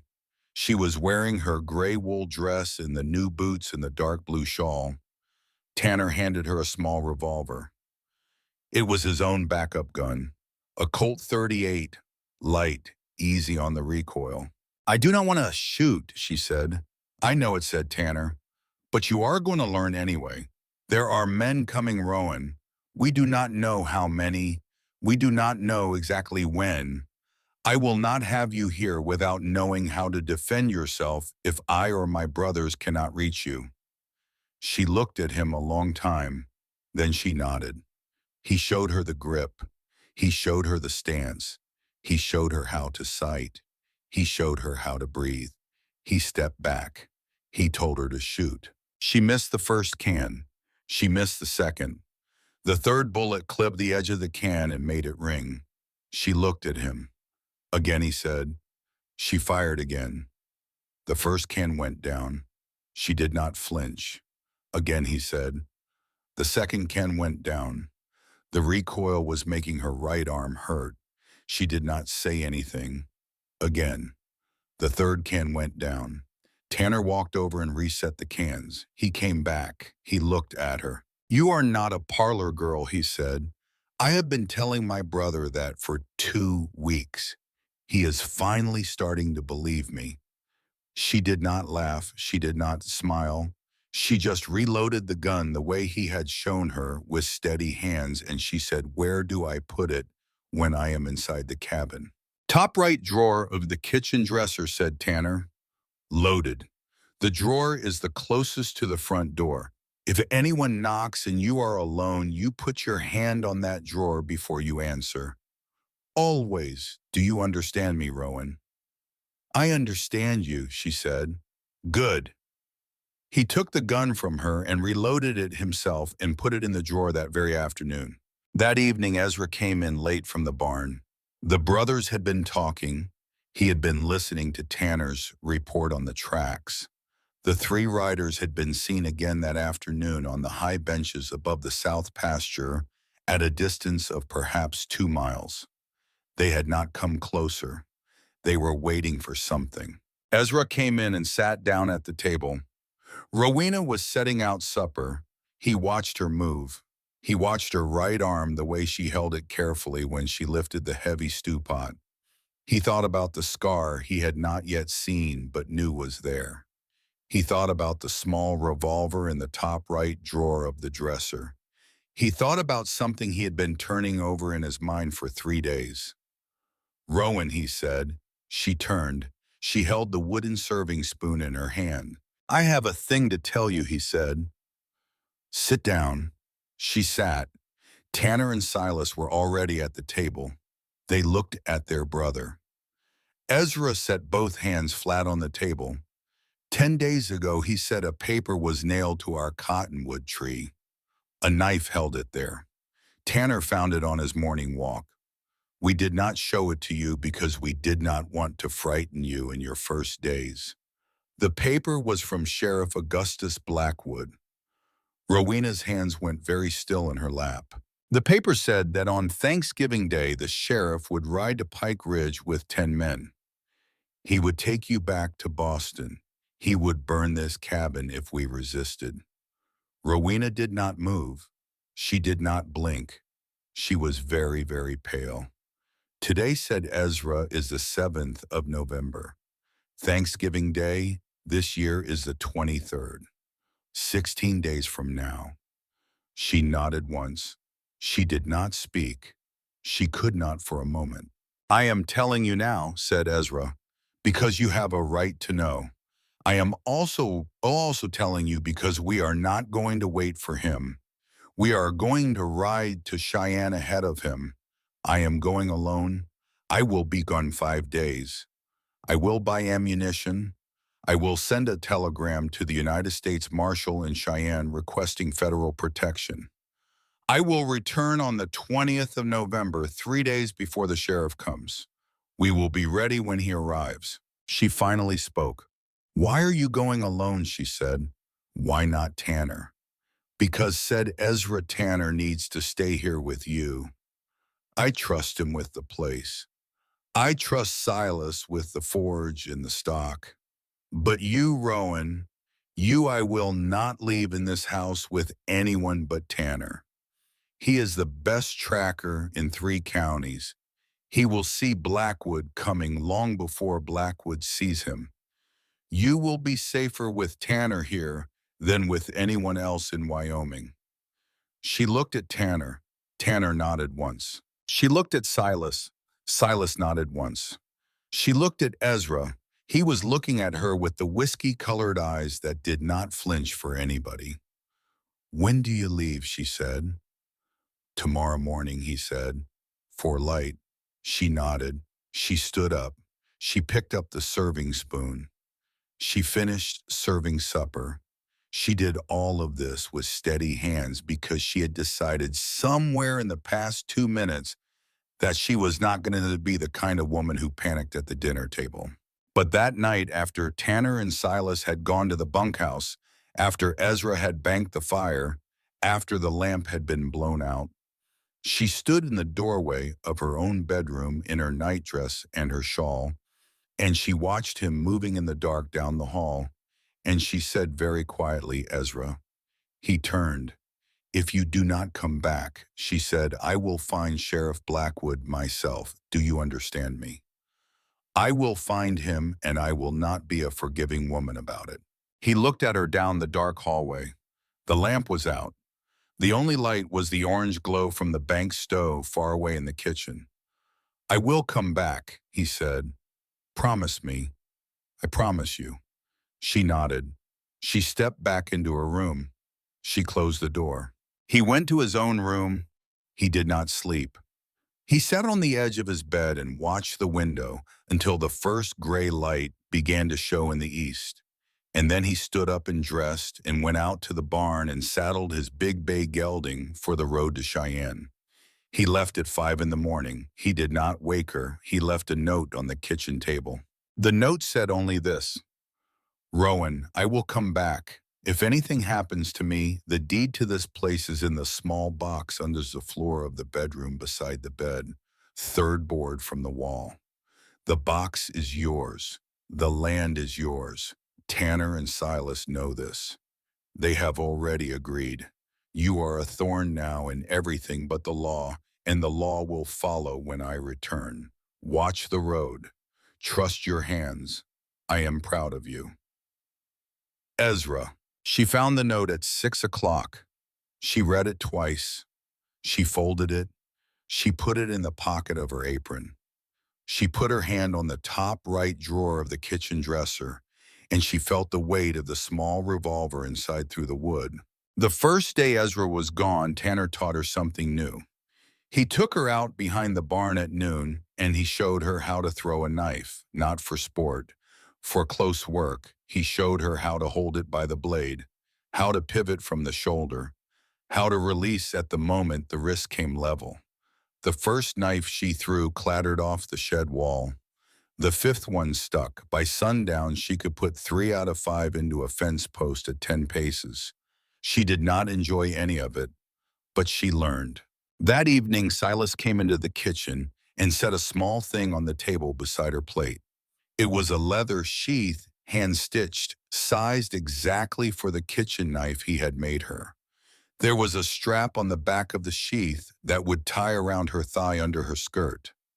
He did not have to explain. She understood. "Thank you, Silas," she said.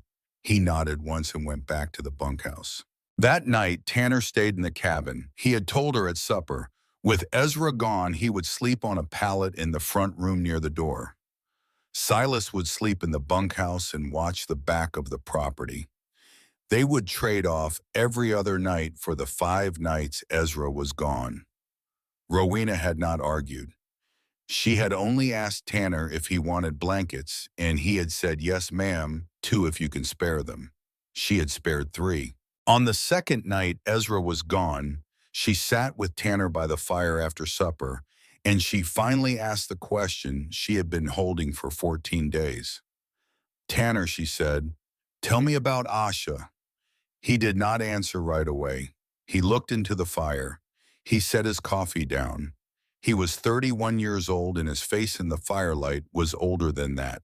"She came to us in February of '73, he said at last. The deep snow that year was bad. She walked into our yard one morning, carrying a child on her back and leading a child by the hand. She had walked from a reservation in Arizona Territory. She did not speak much English. Her husband had been a French trapper named Pierre Beaumont. He had died the previous summer, a bear. The Indian agent at the reservation had taken her rations away when Beaumont died. She had walked north with the children to find any place that would feed them." Tanner stopped. He drank his coffee. "She walked into our yard to steal eggs," he said. Ezra caught her in the chicken coop. He was 24 years old. She was 22. He had a colt in his hand. She had 2 eggs in hers.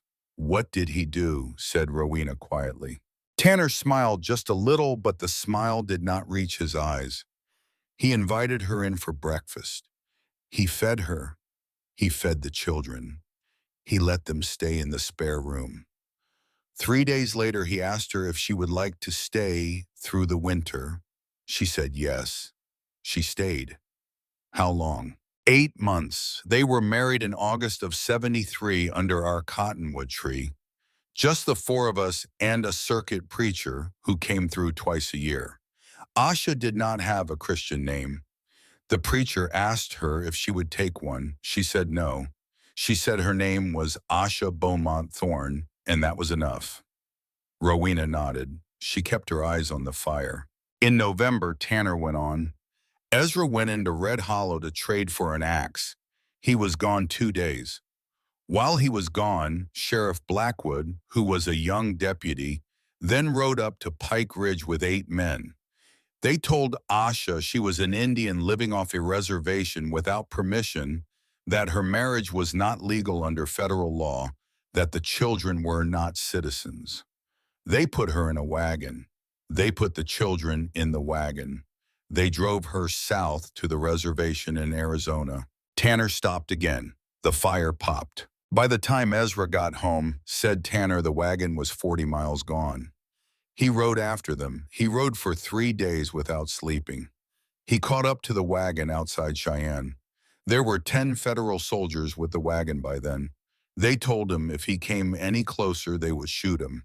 He told them he would die before he turned around. Asha leaned out of the wagon and called his name. She told him to go home. She told him to live. She told him she would find a way. He sat his horse on that road for an hour until they were out of sight. Did he go home? Asked Rowena.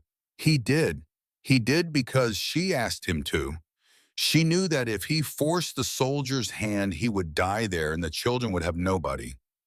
So she sent him home. She got to the reservation, said Rowena. She did. They got there in December. Measles came through the camp in January. Asha and Noah and Tayon all caught it. None of them survived. The Indian agent wrote us a letter in March, 3 lines. They were buried in a common grave. He did not know which one. The fire popped again. Rowena's face was wet. She had not noticed. Tanner stood up. He walked to the window and looked out at the dark. After a long time, he said, my brother stopped being the man he was. He came back to the cabin.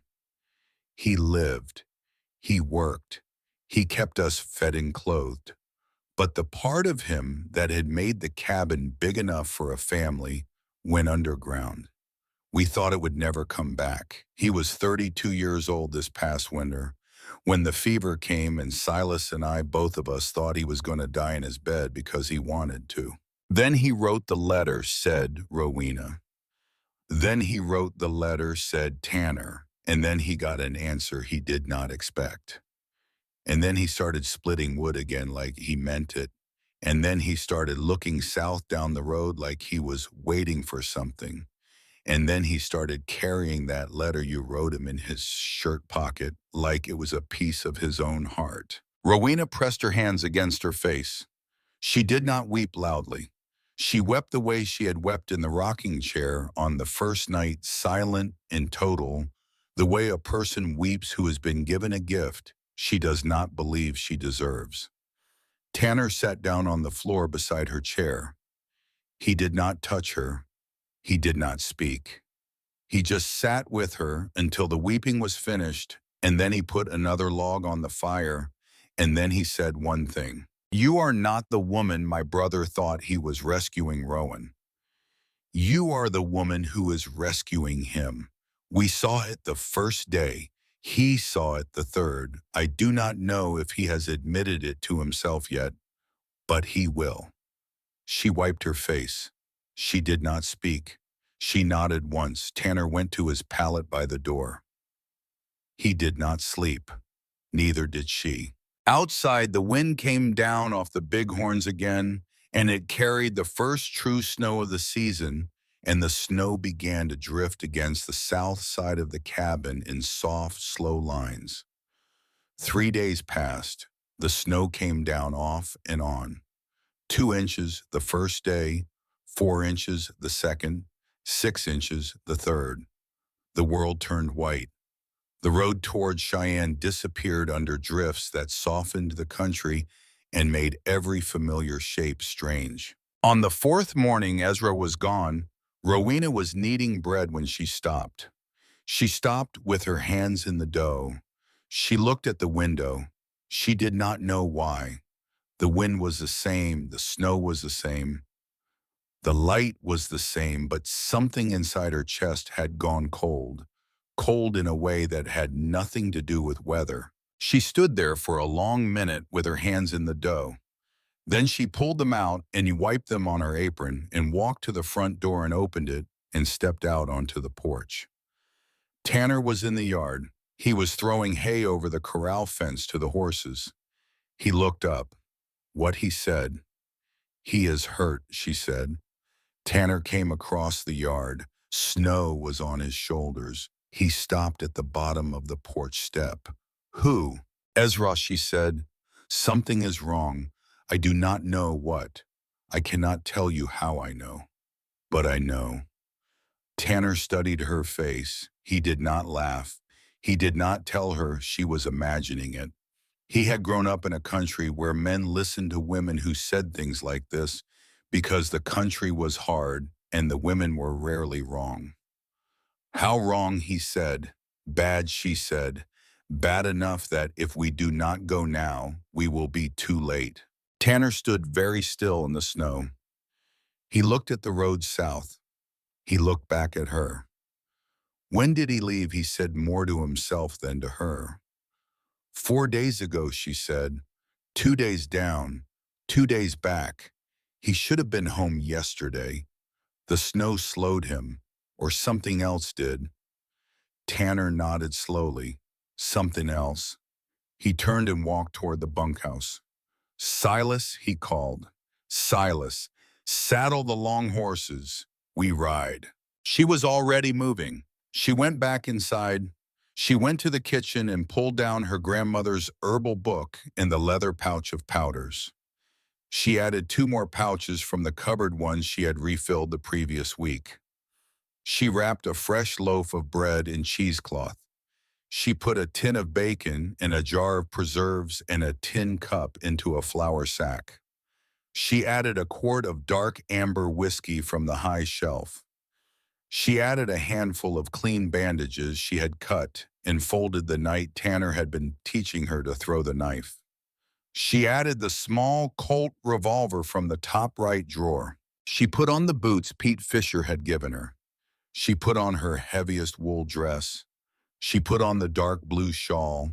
Over the shawl, she put on Ezra's spare bear fur coat that hung on the peg by the door. The coat fell almost to her ankles. She did not care. She tied the sheath Silas had made her around her thigh under the dress. She slipped the kitchen knife into it. She walked out into the yard. Tanner was leading 2 horses out of the barn, a big bay gelding and a tall gray mare. Both of them strong, both of them rested. Silas came running up from the bunkhouse with a coil of heavy rope and a hatchet and a Winchester and an extra wool blanket already rolled. Silas said, Tanner, you stay. Watch the cabin. They might still come for her tonight. Silas shook his head once hard. He pointed at himself, then at the road. He pointed at Rowena. He pointed at himself again. Brother, said Tanner. Silas crossed his arms. Tanner looked at him a long moment. Then he looked at Rowena. He says he is going, said Tanner. He says you are not riding into the high country in this weather without 2 of us. I do not think I can argue with him. Rowena looked at Silas. Thank you, she said. He nodded once. Tanner saddled a 3rd horse.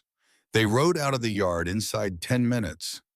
The snow was 4 feet deep on the road in places. The horses pushed through. The wind came down hard. Pull your collar up, friend. The next part of this story is the cold part, the hard part, the part that will tell you who all 4 of these people really are. They rode south. They rode for 6 hours through country that had no road anymore. Tanner read the land. Silas read the wind. Rowena rode between them on the gray mare and held the reins with hands that were going numb under wool mittens. And she did not speak because she was praying. She did not know she was praying. She had not prayed since she was 16 years old, but she was praying now. In the late afternoon, Tanner reined up at the top of a long ridge. He pointed. Crazy Woman Creek, he said. He should have crossed there yesterday morning. 3 days ago, the ice was thick enough. With this snow load, it is not. If he tried to cross and the ice gave, he did not finish. They rode down the long slope. The horses fought through the drifts. The light was beginning to go to. At the creek, they found the first sign, A scrap of leather, dark and stiff, frozen into a snowdrift. Tanner picked it up. He turned it over in his glove. He held it out to Rowena without a word. It was a piece of saddle skirt. The stitching was Silas's. He had made the saddle himself the previous spring as a Christmas gift, late because the leather had not come in until April. Tanner walked the bank. He found the second sign 20 paces down. A pawed-up patch of snow, hard and dark, with old blood and the deep ruined edge of broken ice that had refrozen into jagged crusts overnight. Silas slid down the bank to the waterline. He pointed. Then he pointed up the far bank away from the road off into the timber. Tanner followed his finger. He saw it, a faint dragging trail half filled with new snow leading up through the willows toward the rocks above the creek. He went up there, said Tanner. On his belly, he crawled. Then he is alive, said Rowena. Or he was, said Tanner.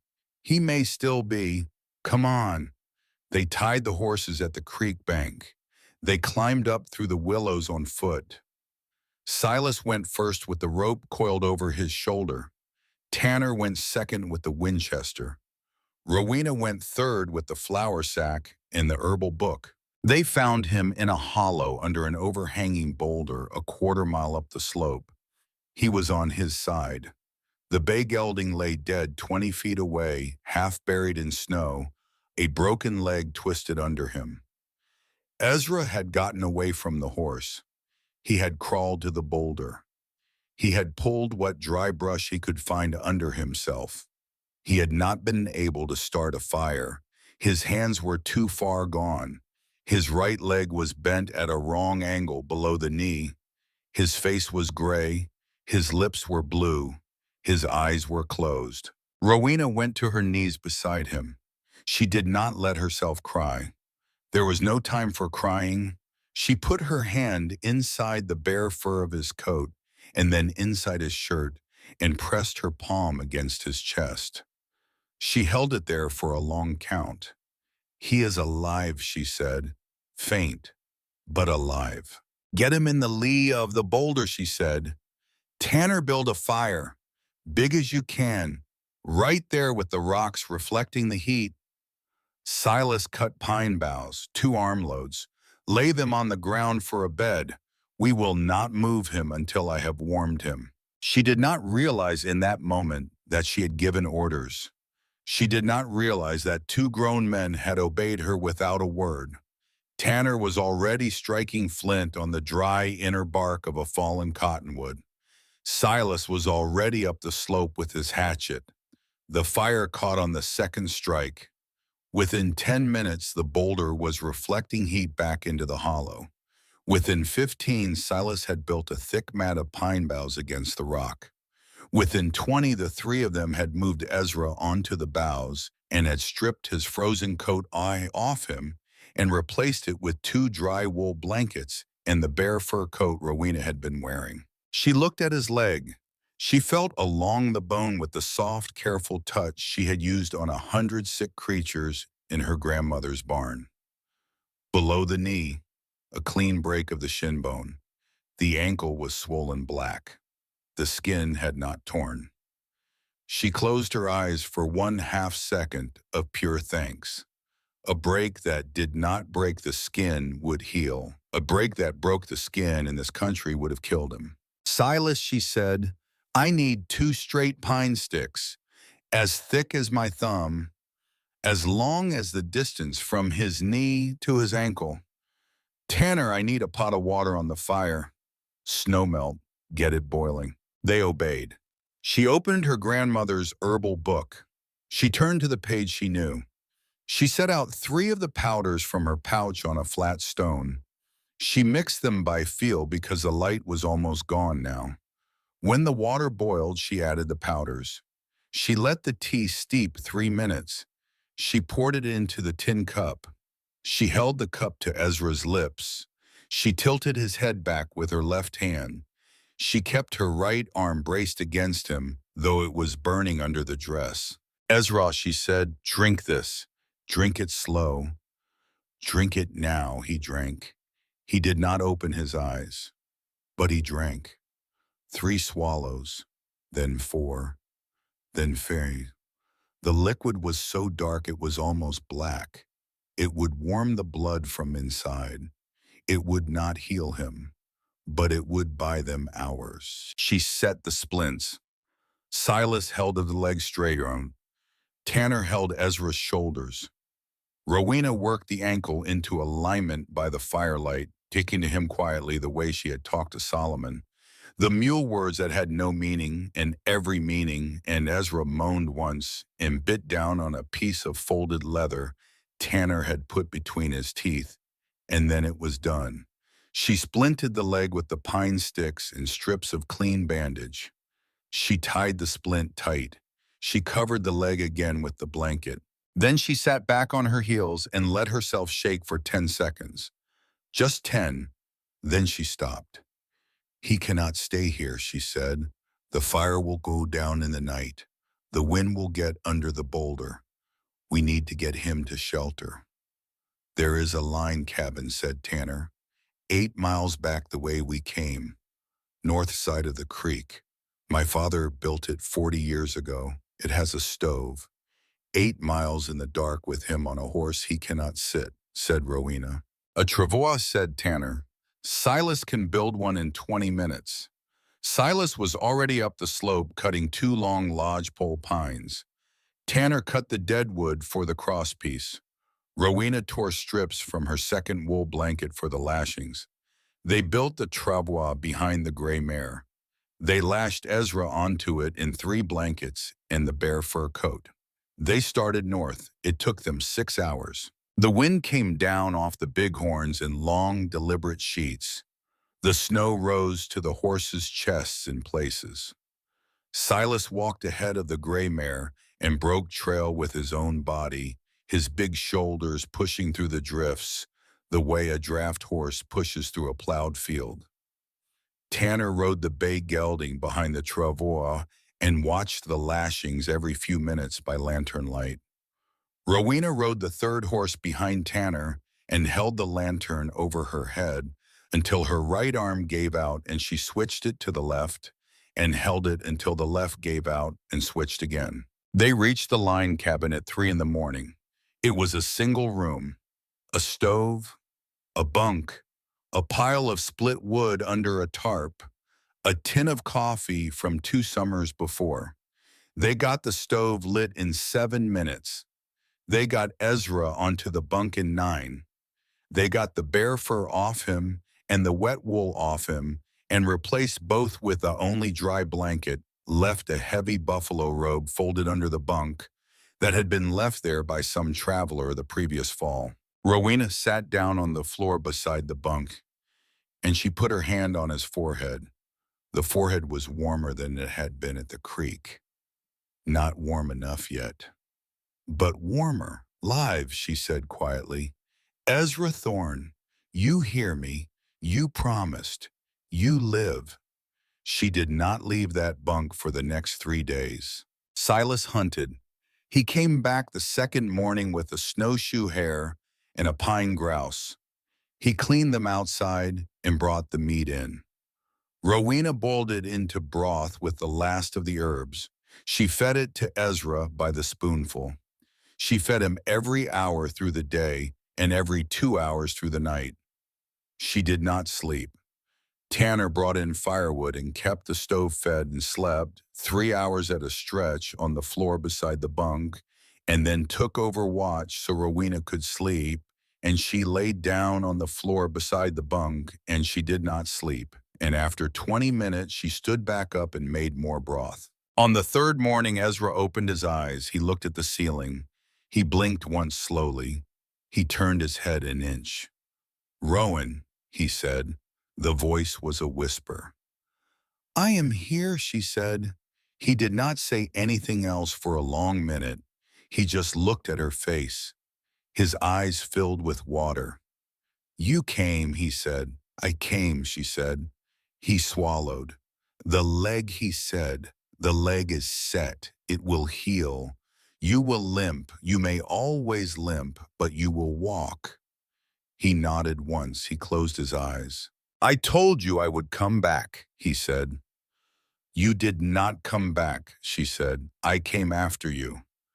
I know it, he said. I am sorry. Do not be sorry. Be alive. He was quiet a while. Then he said, Rowan, yes, when we get home, there is a thing I want to ask you. Properly. Yes, she said. Yes, what?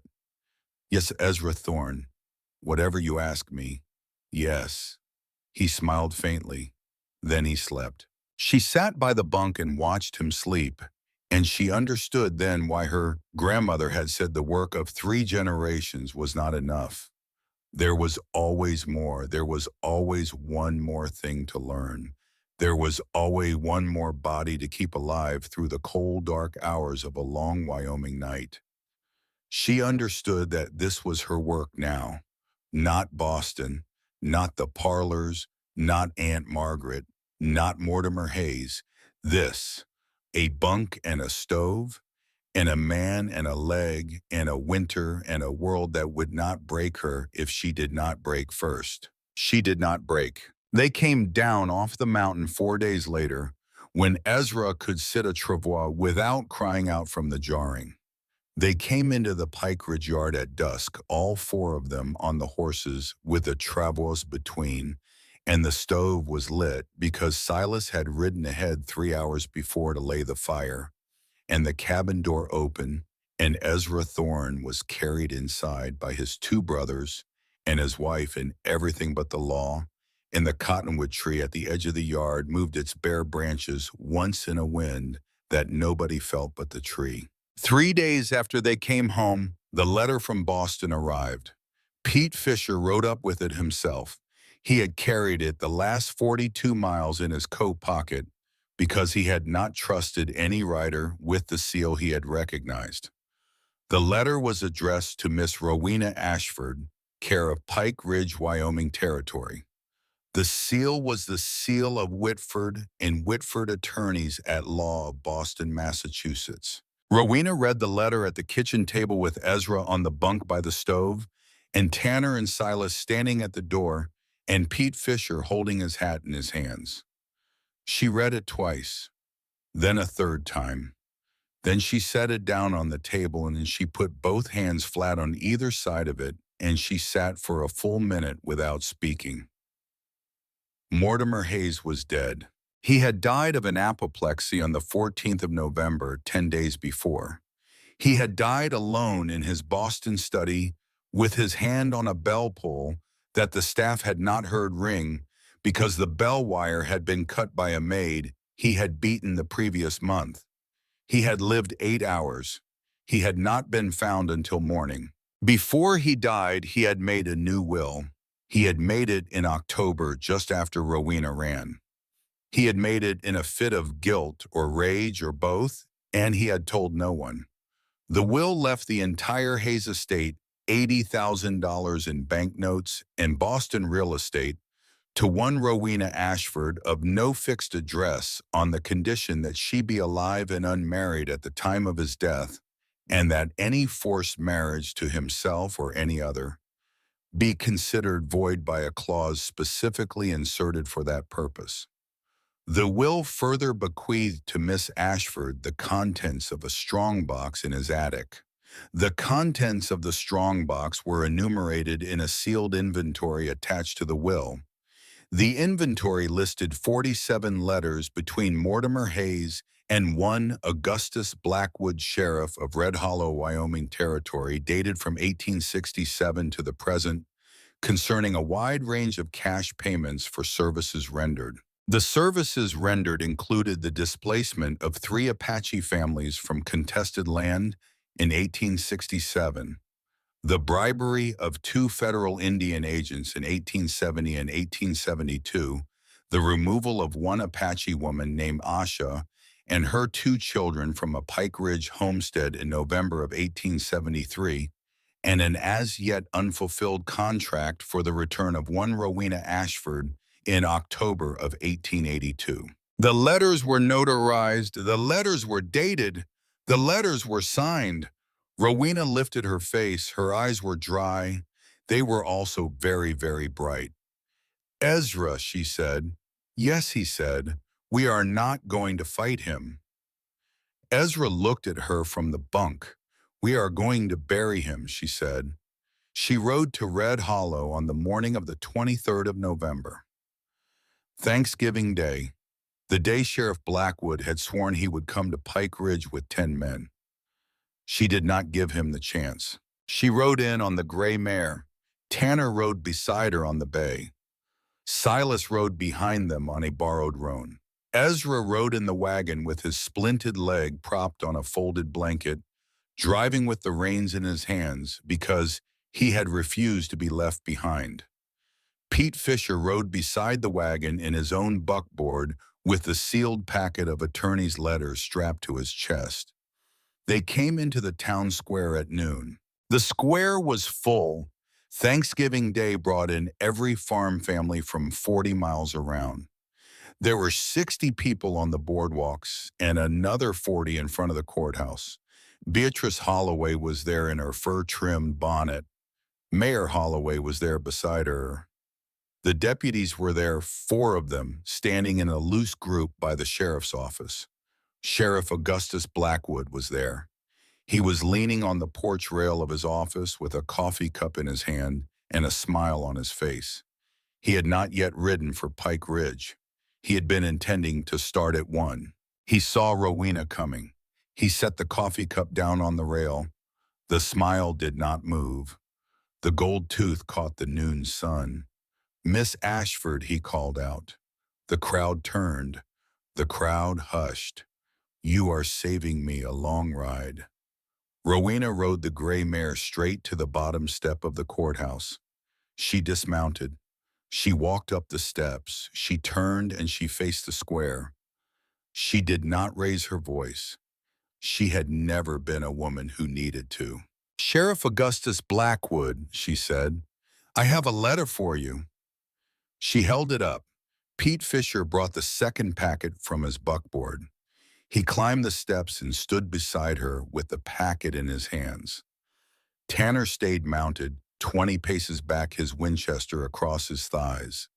Silas stayed mounted on the other side. Ezra sat the wagon at the base of the steps and watched. The first letter said, "Rowena to the crowd is from the law firm of Whitford and Whitford of Boston, Massachusetts.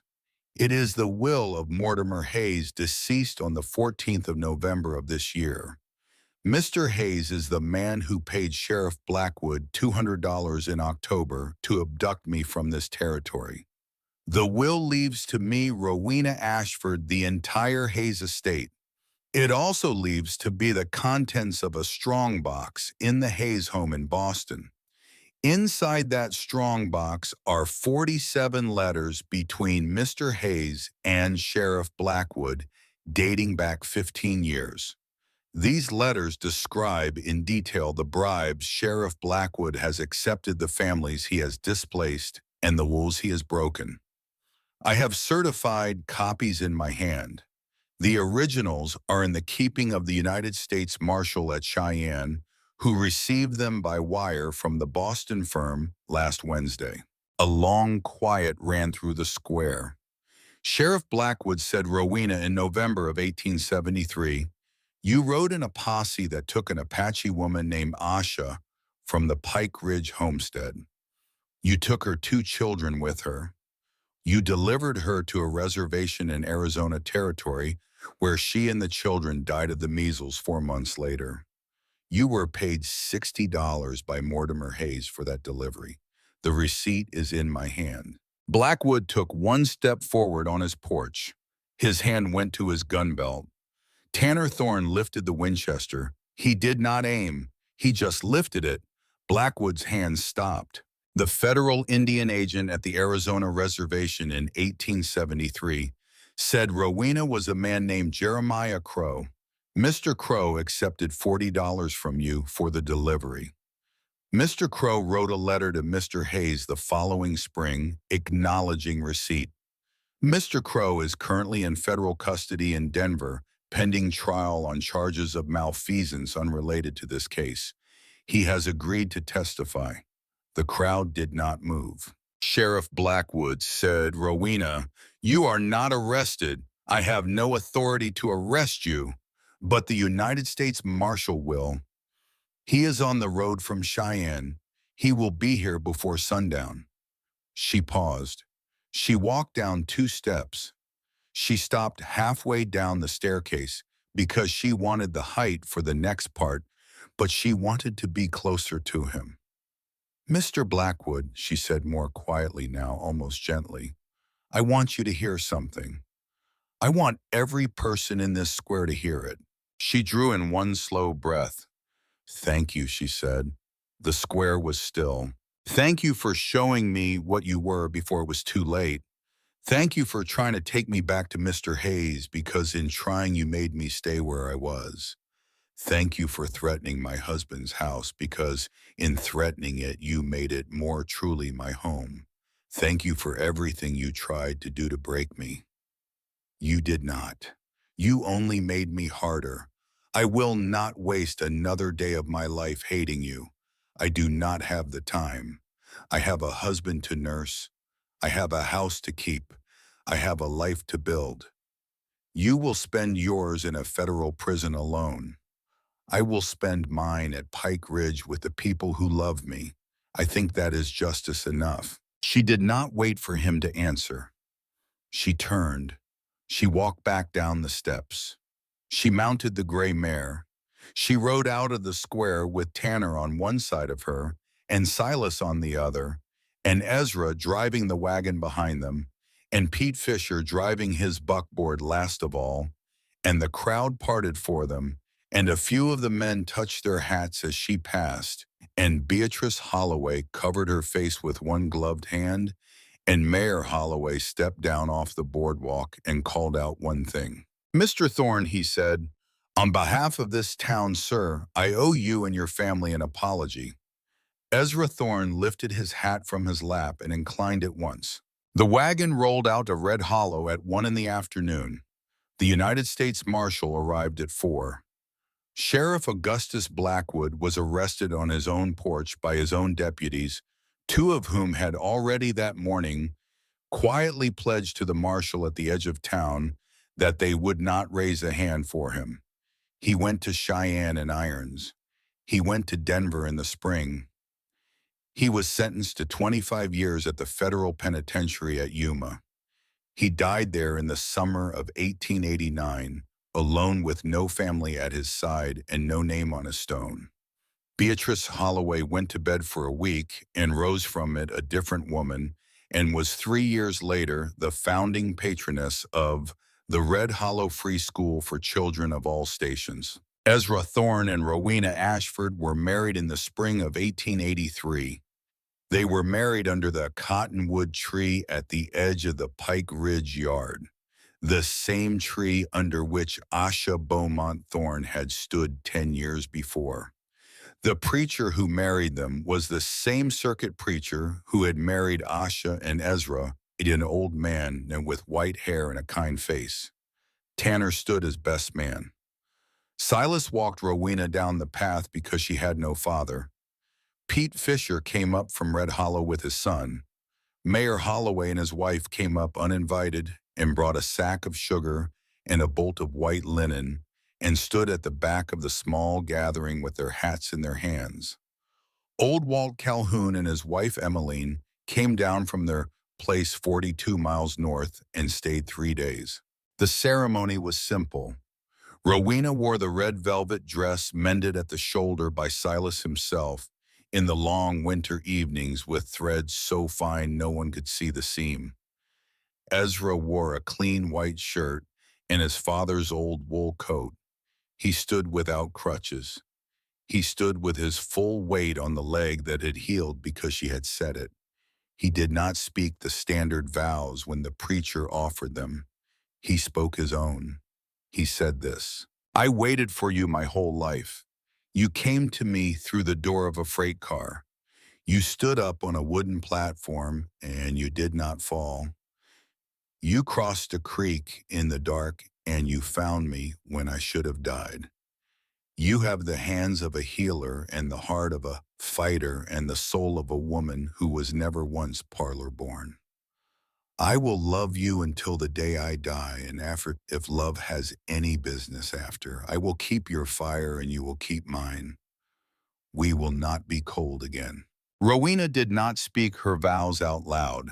She had decided the night before that she would write them on a piece of paper and put the paper in his shirt pocket, the way her own letter had written in his shirt pocket a year before.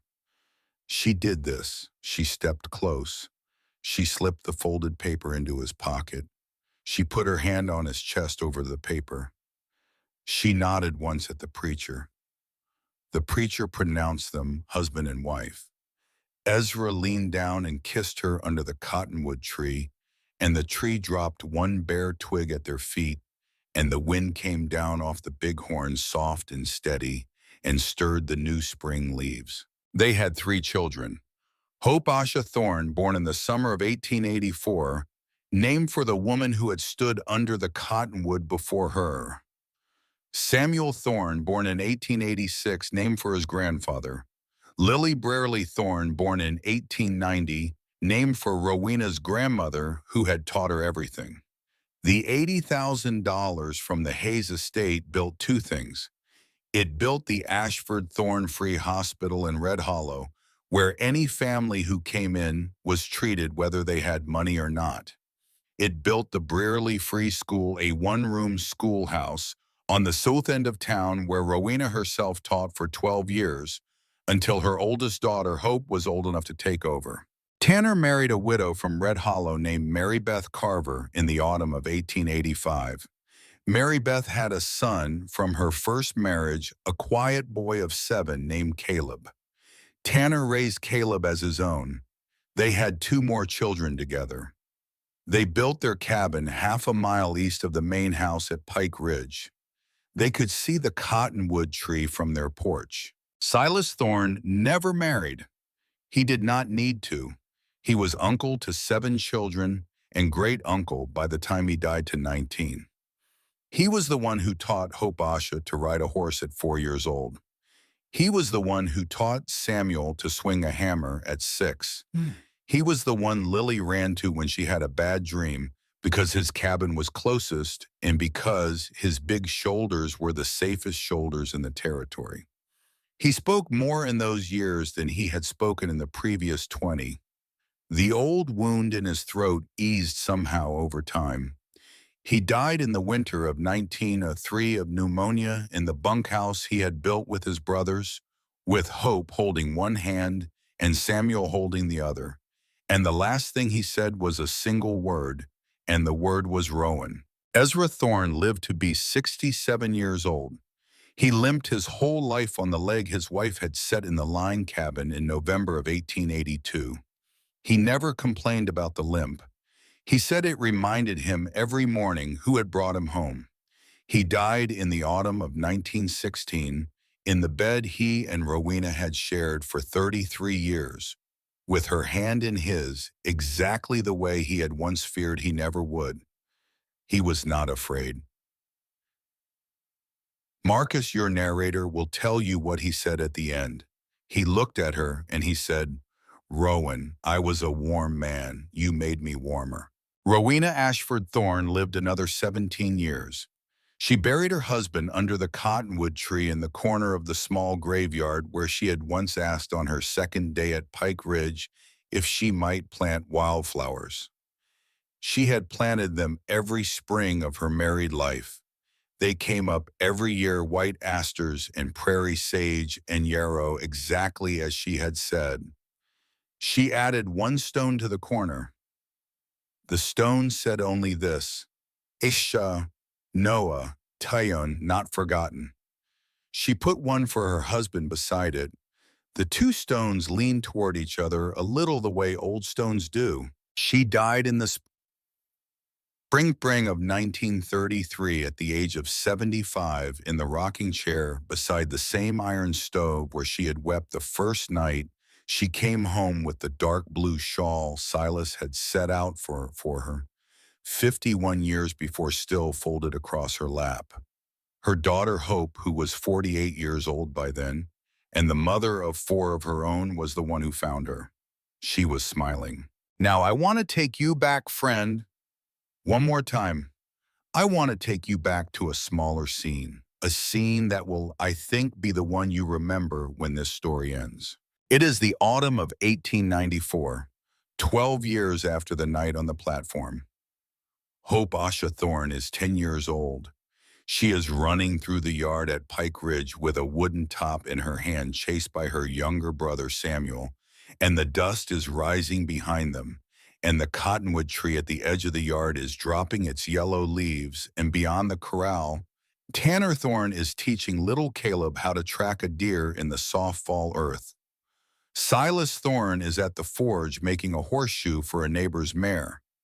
Ezra Thorne is on the porch with a cup of coffee and a leg propped up on the rail, watching it all, his hair gone silver at the temples, his whiskey-colored eyes still steady. Rowena is by the cottonwood tree. She has just put down a basket of cuttings she was bringing to the garden bed in the corner of the graveyard. Hope sees her stop. Hope walks over. Mama says the girl, "Why does Papa always call this place the Wind That Stayed? The neighbors call it Pike Ridge. The Post calls it Pike Ridge. But Papa calls it the Wind That Stayed." Rowena puts her hand on the trunk of the cottonwood tree. She looks up into its branches. The wind moves the leaves, once soft and steady, exactly as it had moved them on the night she first came home. "Sit down, child," she says. Hope sits in the dry grass. "There was a woman," says Rowena, "who lived here a long time ago. Before me. Her name was Asha. She loved your father very much, and he loved her. She had two children of her own who would have been your big brother and big sister. They were taken from her. They all died. Your father called this tree her tree. He still does." Hope is quiet a moment. She looks up at the bare branches. What did Asha mean in her own language? Her name meant the wind that chose to stay. Hope nods. She thinks. She is a serious child. Then she says, "Mama, did you choose to stay here?" "Yes," says Rowena, "I did, even when it was hard, especially when it was hard." "Why?" Rowena sits down at the grass beside her daughter. She puts her arm around Hope's small shoulders. She looks across the yard at her husband on the porch, and at her brothers-in-law in the forge, and at the corral, and at her son chasing his sister, and she answers the way she has answered the same question in her own heart every winter of her married life. Because she says the wind blows where it pleases. Most of the time it just passes through. But sometimes, child, sometimes the wind finds a place worth staying. And when it does, it stops being wind. It becomes part of the land. It becomes part of the people. It belongs. She brushes a leaf off Hope's hair. "I was the wind that stayed, child. And this place, your home, your father, your uncles, your brother, your baby sister, the school in the town below the hospital where you were born, the cottonwood tree right here, all of it grew because the wind stopped." Hope looks up at her mother. The afternoon sun is on Rowena's face, which is no longer quite young, but has grown into something better than young. The girl puts her small hand on her mother's worn, calloused hand. "I am glad you stayed, Mama," she says. "So am I, child. So am I." Above them, the cottonwood tree moves its leaves in a soft, slow wind. That is the story, friend. That is the whole of it. A girl came west on a freight with a torn red dress and a scar on her arm, and a single folded letter against her heart. A man met her on a wooden platform in Wyoming because he could not bear another winter alone. Two brothers stood behind them with rifles ready. They did not have to fire. A sheriff bet against them and lost everything. A man in Boston died alone of his own bitterness and made one good decision in the last month of his life. And four people who had each been broken in a different way found their way to a small valley in the high country and built a home there that lasted 3 generations, and a tree at the edge of the yard that the Apache had once said was chosen by the wind to bear witness, did exactly that year after year, summer after winter, leaf after falling leaf. Sometimes the stone the world throws away is the diamond a family has been hunting for. Rowena Ashford was that stone. The Thorne brothers were the family. Pike Ridge was the place where the diamond was set and where eventually the wind itself decided to stay. If this story stayed with you tonight, friend, do me one favor before you go. Hit that like button, leave a comment, and tell me where in the country you are listening from. Tell me about a moment in your own life when the wind found a place worth staying. I read every one of them, I do. Until next time, keep your fire burning bright. And remember, friend, you are never too old and never too broken and never too cold for the right warm thing to walk through the door of your life and finally sit down at your kitchen table. That is a true thing.